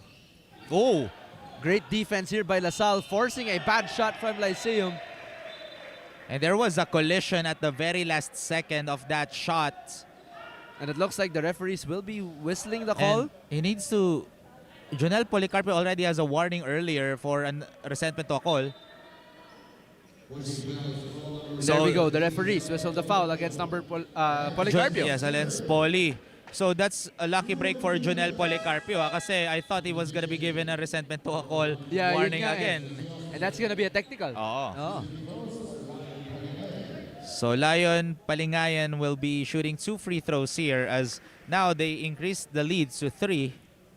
And we've talked about the main guns of LPU so far. Yan, sina John Barba, sina Macleod Guadagna. But credit si Palingayan here. Yes. Kasi he's been bothering the guards since the second he got on the floor. Kita nga natin, di ba, at the end of the third or closing seconds of the third quarter, naistilan niya pa si Jacob Cortez. And that was just the icing on the cupcake. Ever since the first half, ever since the first second nga, as I said earlier, that's the time that he got here on the floor, the intangibles He's doing a Tony Allen for the LPU. Exactly. Yeah. Kasi hindi naman lalabas sa stat sheets yun yung pag-bother ng shots, pag-screen, pag-defend, hindi makikita yun Pero those are, like what you've said, Migs, the intangibles. Boris Marasigan can't get that shot to drop. Good block from behind. Oh. But a little scuffle here between Simon Peñafiel and Coach Topex right now telling all of his players to go back to their respective benches, because there were some exchanges of hits there. Dito I saw that Gael Montaño swung his arm. Yeah, that's Gael Montaño rather. I thought it was Peñafiel. Kasi from my end, parang 13 pala. And I believe, Rowino, let's recap what happened. Si Boris Marasigan kasi, he got an offensive rebound. Yes. So once he got that offensive rebound, medyo nagkagit-gitan itong si Montaño and si Boris. If I'm not mistaken, I think that's Boris Marasigan. So ngayon, Coach Topex trying to cool his guys down, and Gilbert Malabanan trying to cool his guys down right now. Kasi yung unang nag-swing, if I remember correctly, was Gael Montaño. Yes, Gael Montaño at the back of... And mukhang nagkahamunan pa. Oo. I think he was pointing at Marasigan. Boris Marasigan pa. So that's why our officials right now are looking at our replay monitor to see kung sino yung mga... Of course, there's gonna be some technical fouls nang ibibigay ito mga referees natin. But the question is, yung swing ni Gael Montaño kasi was intentional. Yes. So will that be out of the playing court or just... one unsportsmanlike foul on Gael Montaño? I try to hazard the guess, but I'm not a referee. Yes, I ako mean, rin That's why I'll just be leaving it to the Ah, professionals. actually kaya nga hindi ako referee kasi mahirap magtrabaho ng referee. Broadcast lang tayo, pare. Oo. Nag-commentate lang tayo. And of course, analysis, but we can analyze Oo. what a referee's call is. So we'll see, no? Hindi rin natin pwedeng i-analyze yung commotion na yung kanina kasi hindi naman to boxing or Yeah. wrestling. This But is let's see, no, basketball. what the repercussions could be. Let's say magkaroon nga ng temporary downtime kay Boris Marasigan or on the other side si Gael Montaño. The loss of Gael Montaño temporarily for Lyceum. What could that spell out para sa Lasal and para sa That's Lyceum? gonna be 3 minutes of waiting time without Gael Montaño and he's doing a phenomenal job defensively dito What for are his LPU. stats, what were his stats last game actually? Gael Montaño from the previous game actually Against Ateneo. Ateneo. Munti Yeah. ko na sabing Admo Ateneo or Admo de Manila, Nandito di na naman ba? tayo eh. So Gael Montaño from the previous game actually he only scored 4 points, shot 33% from the field and shot 2 out of 2 from free throw line and eto naka 2 rebounds siya, 1 assist, got 2 steals from their previous game. So pero this time in this court kasi yun nga yung pinag-usapan natin kanina, the intangibles, 'di ba? Yung mga hindi nakikita sa stats. Gael Montaño is doing a lot defensively. Absolutely. 'Di ba? He bothered Boris Marasigan from the previous shot. So pero yun nga lang it's getting heated up right now. Emotions are being there or mas lalong nagiging aggressive na sila kasi this is the last quarter. 7 minutes and 53 seconds remaining here in this ball game. Closed ball game. Again, LPU trying to get the first loss or for Lasal. Para hindi na sila maging lossless. Lossless. No? Again, wag niyo po i-google yun ha. Nagbibiro lang po kami. Okay. Of course, both of these teams gigil sila, you know. Yes. Lasal wants to continue their winning streak Of to course. get their actually secured na sila sa Secured na sila quarterfinals. sa twice to beat Yeah. advantage nila sa quarterfinals natin. Pero meron kasing parang Ang ganda kasi if wala angas kang kasi. loss eh. Diba? Pag lossless ka di ba? Pag undefeated ka kasi, Ginagamit yung lossless. Yun nga, Yeah, if you're exactly. Pag undefeated, undefeated ka. yeah. That says a lot. And that's what they did during the PBA Aspirants Cup. They From were the undefeated. very start of the tip-off up until to the finals, they were undefeated. Again, unscathed all throughout. And that's why they are three-peat champions in the PBA Aspirants Cup. So far, ito na, our officials. pero sa sobrang intense nga nung scuffle na yun, pati si Coach Topex na pababa sa Oo. bench eh, no? Coach Topex, hindi ko nga siya nakita tumatayo kanina all throughout the ball game. Doon lang siya That's the tumayo. first time I saw him. Yes. Actually. Si And Coach we'll see the Oliver game Bunye announcer. kasi yung head coach ngayon dito Yes, sa ating sa Lasal. collegiate cup natin eh. Pero ito na yung officials. So we will have to wait before i-announce ng ating game announcer na si Alvin Tanyada kung anong call. Pero before that, maraming salamat sa mga viewers natin who are watching this Pinoy Liga Collegiate Cup Season 3. Pati na rin sa ating mga sponsors sa ENDERUN Colleges. Kickstart Coffee, the premium freshly roasted whole bean and ground coffee available at a supermarket near you and now online. Smart 5G, feel unstoppable with 5G power. Amelia Hotel Manila, where you can explore and experience the old world charm of the city of Manila. And Aliw 23, kompleto na ang channel mo. And Happy Cow, Amelia Hotel Manila, and then Eastern Communications. So maraming salamat sa mga sponsors natin. Ito, Coach Topex, just discussing with the referees.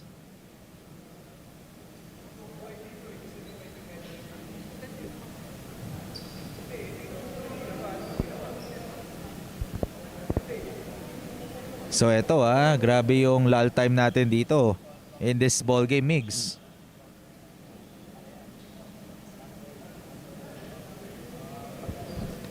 Of course, we know Coach Topex from PBA pa lang. Yes. And eto na. One on the Pirates. Disqualifying foul is called on number 13, Gael Montaño, for fighting. Gael Montaño out of the playing court. Oh. Disqualifying foul is called on number 2, Boris Marasigan, for fighting. Boris Marasigan out of the playing court. Oh. So there are two disqualifying fouls There are given. two disqualifying fouls. One on Boris Marasigan of Lasal and a disqualifying foul on Gael Montaño, both for fighting. But it looks like there will be a timeout called by Coach Topex Robinson here. Lasal will be back after these short messages.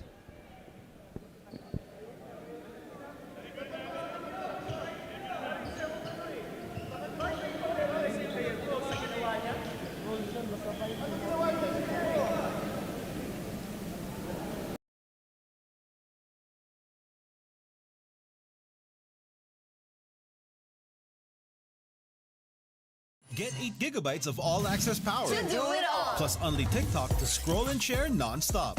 Power, work, life, and more. With Smart Power all-access data now up to 90 days. Load now.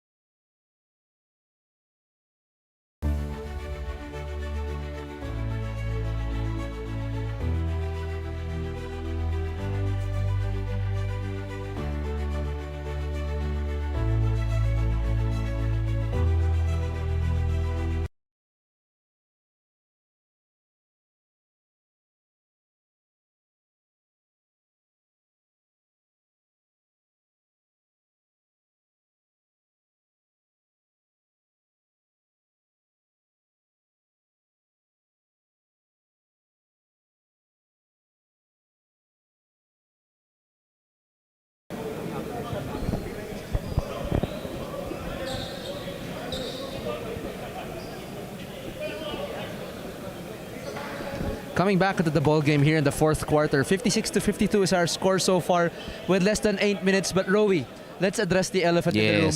What happened in that incursion a while ago? So after the commotion kanina, syempre 'di ba pinabalik sa bench yung mga players natin, nabigyan ng disqualifying foul Si Gael Montaño. Yes, because of the for fighting. That's what our arena announcer mentioned. And right now, eto namang De La Salle Green Archers for Voris Marasigan. He was also given a disqualifying foul according to our officials for fighting. And that's what Coach Topex is Yes. Is resenting too eh. Yun yung nakakagulat eh. Because Voris Marasigan did not try to raise his hands. Yes. He didn't even try to fight back kay Gael Montaño. And he was whistled for a disqualifying foul as well. Yes. So now Commissioner Wilson Ang of the Pinoy Liga is now conferring with our officials now to probably review this decision, to review this call. And if Coach Topex didn't resent to this call, they probably wouldn't reach this point. And syempre may mahaba tayong break kanina because Coach Topex called 3 consecutive timeouts. Yun nga eh. This is the 3rd timeout But they just had ng 2 Lasal. remaining. But I think binigyan na lang sila. So now our officials still discussing on what happened earlier. Kasi again, we gotta give hands up to Coach Topex kasi he was saying na tinamaan. Ang initiate si Gael Montaño eh, hindi si Voris Marasigan. Yeah. But we'll see. Maybe the referees had a reason to call a double disqualifying. Oh. And now, Coach Topex still arguing kasi ang sinabi niya, ang argument niya si Voris Marasigan did not even initiate any fight at all. Wala. He just received. He received swipe kay Gael Montaño. So, yun ang argument ni Coach Topex. And Coach Topex is, previously coached the Phoenix Super LPG Fuel Masters in the PBA and also from Olongapo City. And kitang-kita natin, no? Again, Coach Topex not really happy with the call. And talagang ang tagal na ni Coach Topex Oo sa naman. basketball world. Oh, as You a know, he has seen it all. As a player, he is a 2-time PBA champion, a PBA All-Defensive Team during the 2006 season, and 2-time NCAA champion yan, si Coach Topex. Oh, it looks like there won't be any revisions to the calls. Oo. I believe. Because there wasn't any other announcement, so looks like the call will stand. Yes, and the entire coaching staff of the Green Archers were not really happy with the call on what happened earlier. And again, you know, if you're LaSalle, you're the players right now. This is the fourth quarter, Rowie. Yes. Less than 8 minutes na lang, lumamig na lahat yan. After that long lull because of that scuffle with between these two teams. And so we'll not- see how they'll bounce back. And let's take into consideration that LaSalle doesn't have any timeouts remaining. Because of what happened. Yes, because Coach Topex called 3 consecutive timeouts in the fourth quarter after that scuffle. To try to refute it. Oo. He even went to the officials and saying, wala na akong technical, wala na akong timeout, di ba? Kung mag-timeout ba ako, bibigyan niyo ako technical. It just shows na, no, again, Coach Topex, a very passionate coach. And for those who don't know, Coach Topex is the currently the only UAAP student coach to lead really? a team from a school where he is also studying. No, he's taking up Talagang, sports management in LaSalle. Itong si Coach Topex ngayon. Mukhang I love LaSalle talaga to si Oo. Coach Topex. And yan. Coach Topex, maganda yung record niyan in terms of coaching. Pero you know, we see the players right now. Sorry, to veer away from Coach Topex for a bit. Going back to the players on the floor, mukhang puno na ng gigil itong LaSalle. Yes. You can feel the tension that's building up inside these players na gusto nila lang tambakan tong LPU. So we'll see if it'll translate into reasonable results. And again, disqualifying foul on Boris Marasigan. So he's gonna be assisted out of the playing court, and syempre assist na rin si Gael Montaño. Gael Montaño. Sana lang hindi sila magkasalisi sa labas, no, Rowie? Oo, kasi medyo nagkaturuan pa after kanina, di ba? Tinuro pa ni Gael Montaño si Boris Marasigan. Yes. Pero back to the ball game pa rin tayo. KQ sinks the first. And you can feel the energy. Medyo naglaylo pero parang nagkagigil yung LaSalle. Let's see if it will be consistent. Cambao sinks both. Here we go. It's game time now. Oh, full And court again, defense. full court press for LaSalle. They just have to play disciplined basketball here. They have to Yes. translate this giggle into foul-less offense. And at mas lalo na, wala nang timeout ang LaSalle here in this ball game. Pull-up jumper, that's good for Lyceum. Because That's palingayan. Kian Baclaan was already at his back, so that's a wide open shot. Again, 4-point cushion for Lyceum. Policarpio finds Baclaan. Cortez on the screen. Ooh! Good move there para kay Baclaan. But there's a foul. I believe that is given up by Villegas. Yep, that's against Villegas, and Baclaan will be heading to the charity stripe.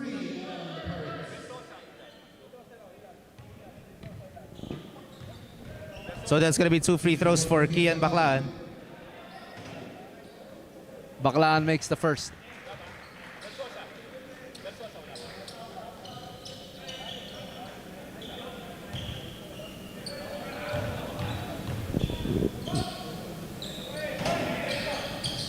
Makes the second.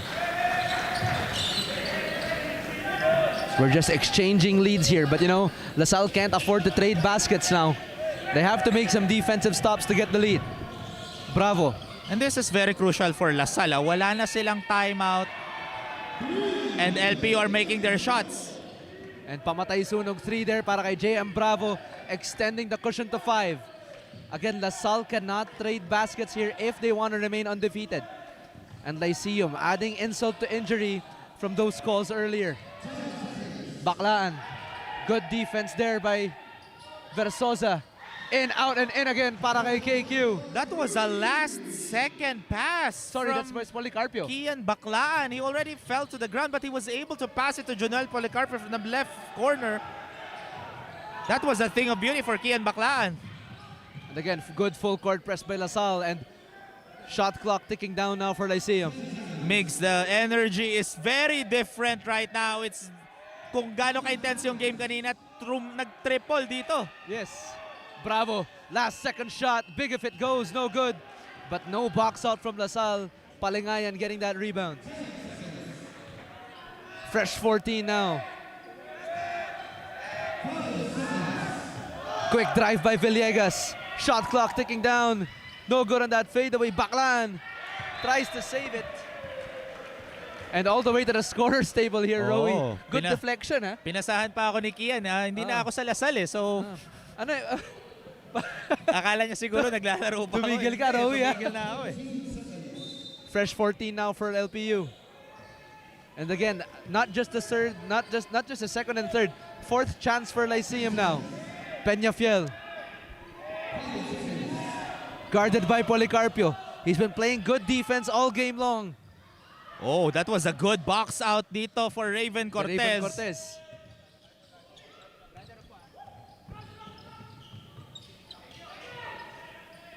And Baclaan now. Gives it Policarpio. Baclaan, free for a three. Short. And LPU sees a number.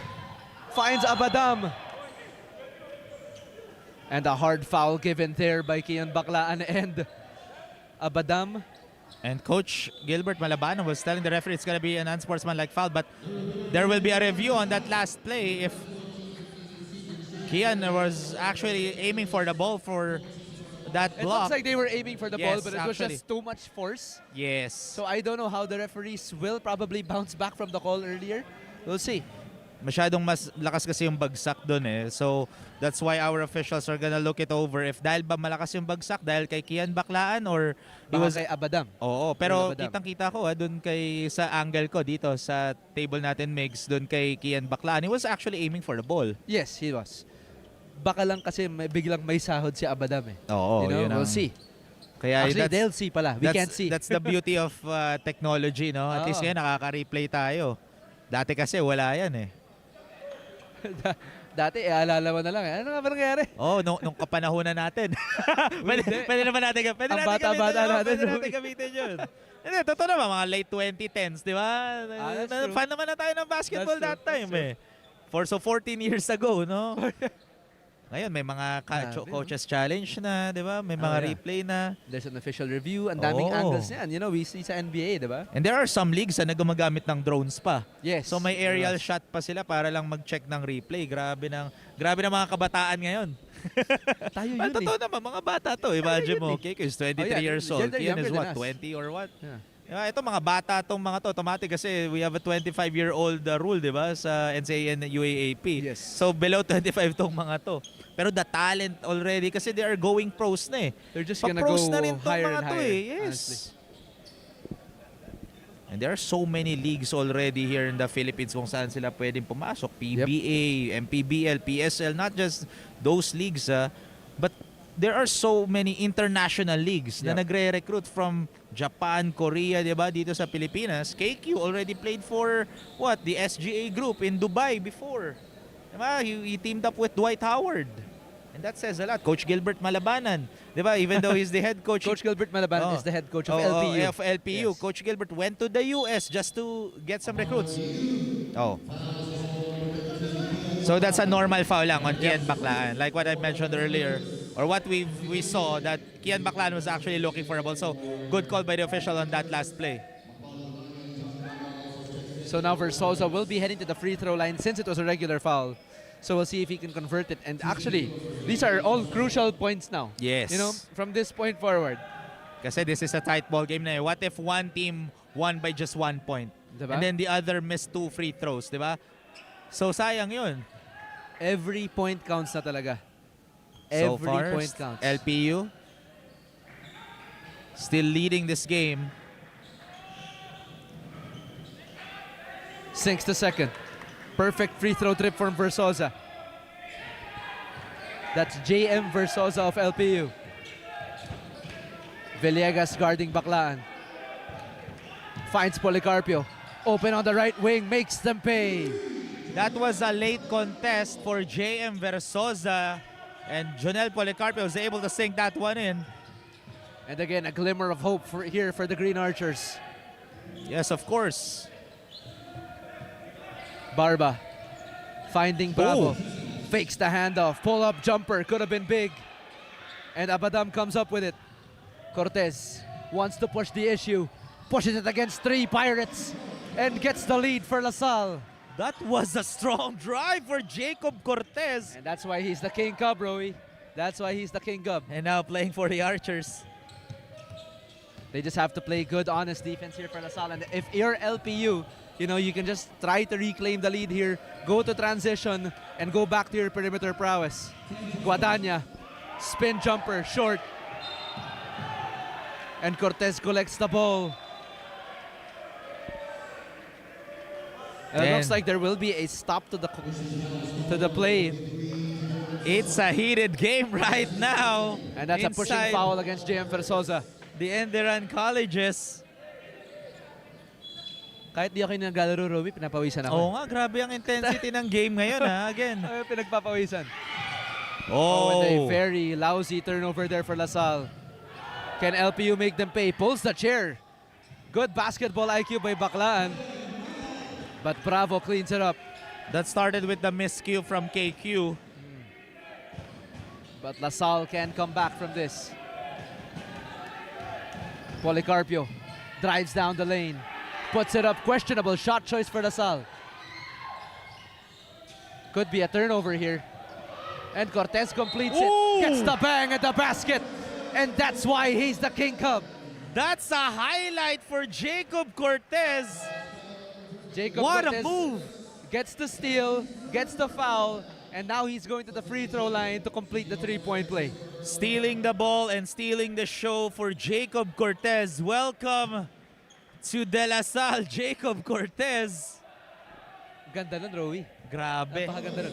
He went against 2 Pirates. Oh. To get that ball, he drove along the baseline, then got that layup, and now he completes the end one. Actually, he also has an opportunity to pass it to Policarpio, pero he went for the end one na lang He instead. took it himself. Oh. He took it himself.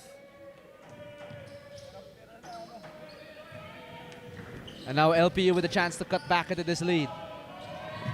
Almost a steal. Almost a steal there. Villegas could have gotten away with the travel. Again, could have gotten away with a double dribble. Pull up 3. Big if it goes, no good. Baclaan collects it. Baclaan against Guadagna. Baclaan. Trying to find Austria but hits Amelie Hotel. Actually, Policarpio was wide open in the middle. But again, you know, the guards, yan yung court vision nila eh. They have to find the open man really quick once they're in midair. Yes.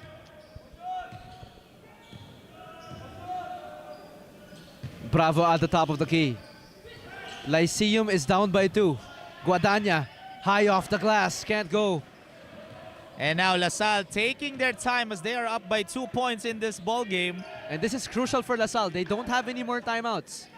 Lyceum still has 1 more, I believe. Villegas on Baclaan. Finding Austria.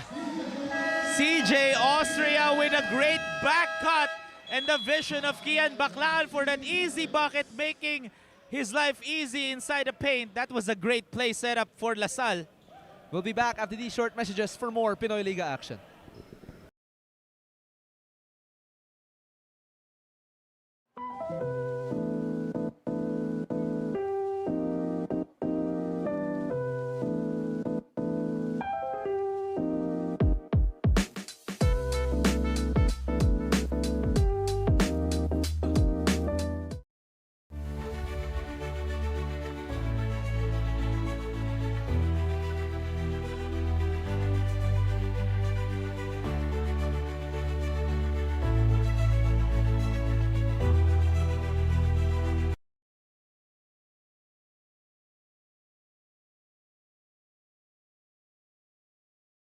Back here for the 4th quarter, 69-65 after a last-minute run.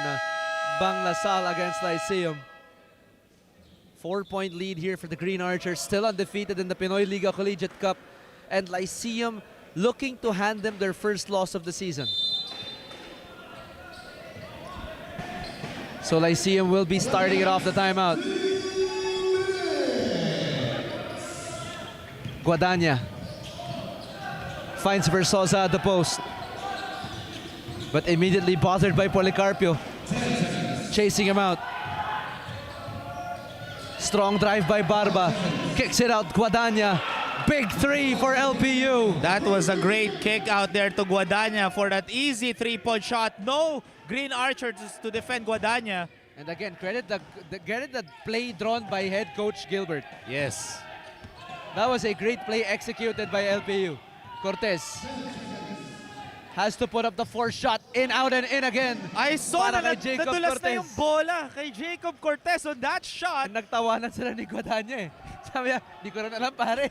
Paano pumasok yun? Nadulas na sa kanya yung bola pero Cortez manages to sink that one in. That was a tough shot. Cortez against Guadagna. Versosa power move. But LaSalle pulls it down. And they'll have to milk the clock here. That was a great honest defense by KQ. All hands up in the air just to enough to bother that shot. LaSalle by 3. Kiambao with a roll. 1 to beat against Bravo. And Kiambao converts it, begging for the foul. And Lyceum will probably burn their last time out here. 73-68 in favor of LaSalle. We'll be back for more Pinoy Liga Collegiate Cup action.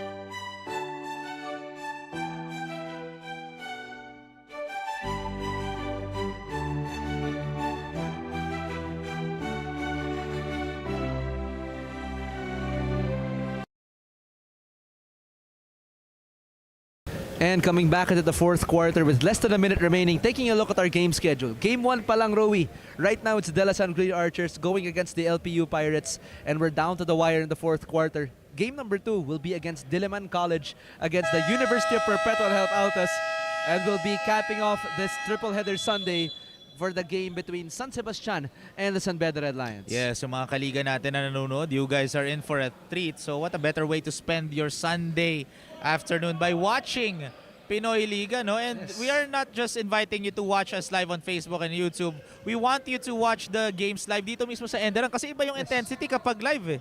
And right now, you know, we can see both good fills, you know, for both teams. Maraming sumusuporta para sa LPU. Right back at LaSalle. So now going back to the game. Lyceum with fresh 14. Barba gets that pick from Versosa. Sealing Austria. Tough shot from Barba. Can't get it to go. Scramble for the ball. Oh! And nobody there to guard Villegas. Villegas finishes the play. Gets the 2 points for LPU. And the lead is down to 3. Last minute sub here for Coach Gilbert. Yes, he wants to sub in Leon Palingayan to defend Jacob Cortez because he's doing a phenomenal job so far defensively. And again, the Tony Allen effect. You know, so eto. It looks like the referees will be confirming the time. I believe that's left.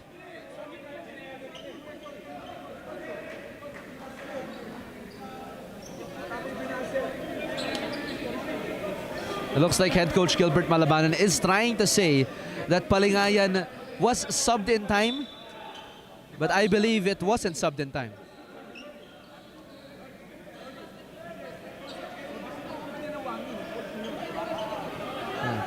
And now the referees rule that no warning will be given. Yes. For the sub of Palingayan, but he can be substituted upon the next basket.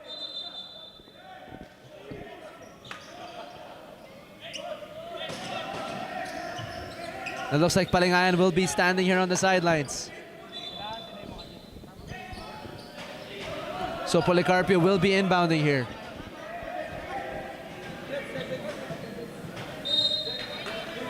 So a 3-point lead here, Migs. Grabe, parang nakaka-out of body experience. Oh. Medyo natutulala ako, but you know, we have to commentate this game. That's the beauty of the job. Cortez, hounded by Villegas. absolutely surrounding him. Both teams in the penalty. Gets the pick from Policarpio. Cortez pulls up from Taft Avenue. And that's short.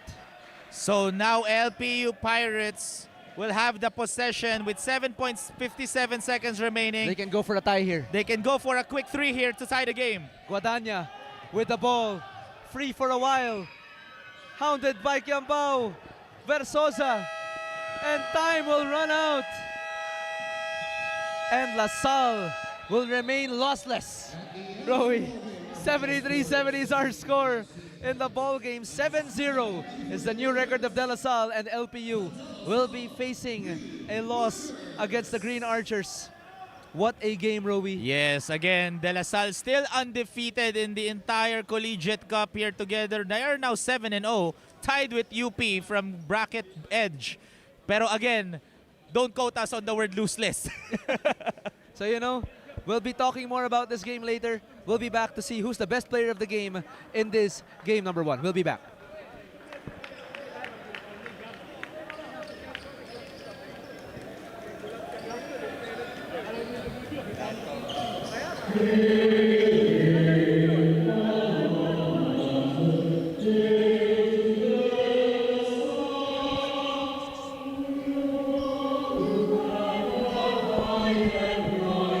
A shield of green and white will fight to keep your glory bright, and never shall we fail.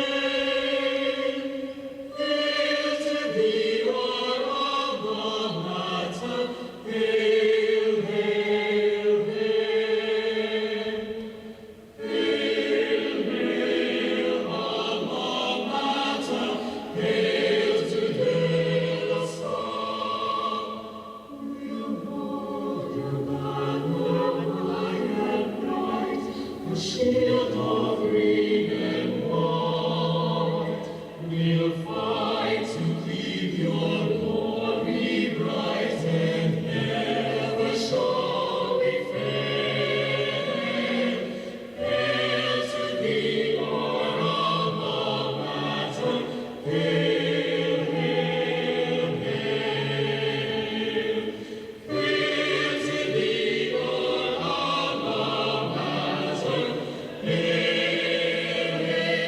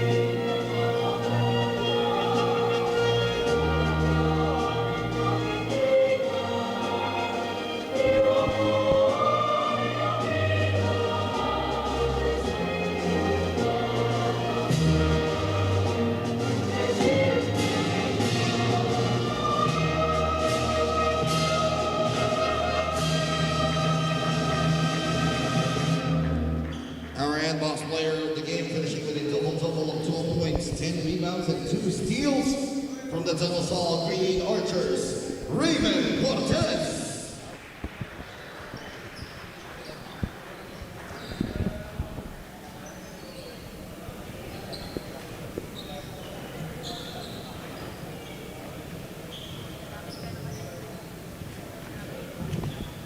And the player of the game between the De La Salle Green Archers and the LPU Pirates is Raven Angelo Cortez, having a double-double performance today, 12 points and 10 rebounds, despite not getting any assists or blocks. He did have 2 steals to his name. We'll be going with our courtside reporter CJ Ang in a while for a short interview with the Antbox player of the game, as La Salle got a 73-70 victory against the Lyceum of the Philippines University Pirates.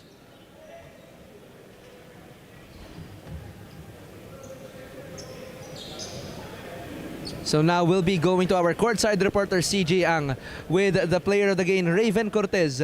CJ. Thank you, Migs. Mga kaliga, kasama ko ngayon ang ating Antbox best player of the game with 12 points, 10 rebounds, and 2 steals, Raven Cortez of the De La Salle Green Archers. Raven, another close win for your squad against a tough Lyceum squad. Entering the 4th quarter, we heard Coach Topex give your squad a few words. How did that give you that much needed kickstart entering the 4th quarter? I feel like yung sinabi ni Coach Topex, yung before mag-start yung 4th quarter, gave us the energy or pampagising na kailangan namin ng buong quarter na yun. So yun, kaya kami naka-pull out sa win. Raven, how big are these kinds of close games in getting the right chemistry for your squad, not just in this tournament but also for the upcoming UAAP season? Yung mga games kasi na ganito, especially mga close games, this is the games na marami kaming matututunan. So, syempre we have to review this game also. So, for sure marami kami lang matututunan dito sa game na to. Raven, meron ka bang gustong batiin at pasalamatan? Yes po. Pinapasalamatan ko po lahat ng mga sumusuporta sa La Salle. Shoutout ko rin po yung mga family ko na nandyan sa nanonood ngayon. Shoutout ko rin yung best friend ko, Cassandra Zulueta. Thank you so much, Raven, and congratulations. Back to you, Migs. Thank you once again, CJ, with Raven Cortez, the best player of the game, having 12 points, 10 rebounds, and 10 steals. That concludes game number 1. What an incredible way to kick off today's triple header. Game number 2 will be between the Diliman College Blue Dragons and the University of Perpetual Help Altas, and game number 3 will be between San Sebastian and San Beda. We'll be back for game number 2.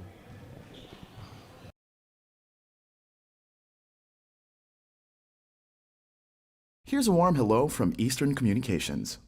We're here to present a refreshing point of view that when it comes to delivering business communication solutions, it's time to bring back the human connection because it's just as important as the technology. Eastern Communications is business made personal. It means getting intimate with our clients' needs so we can provide thoughtful solutions to help them achieve their goals. That's why we are madaling kausap, may malasakit. We are maalam at maaasahan. We are Eastern Communications.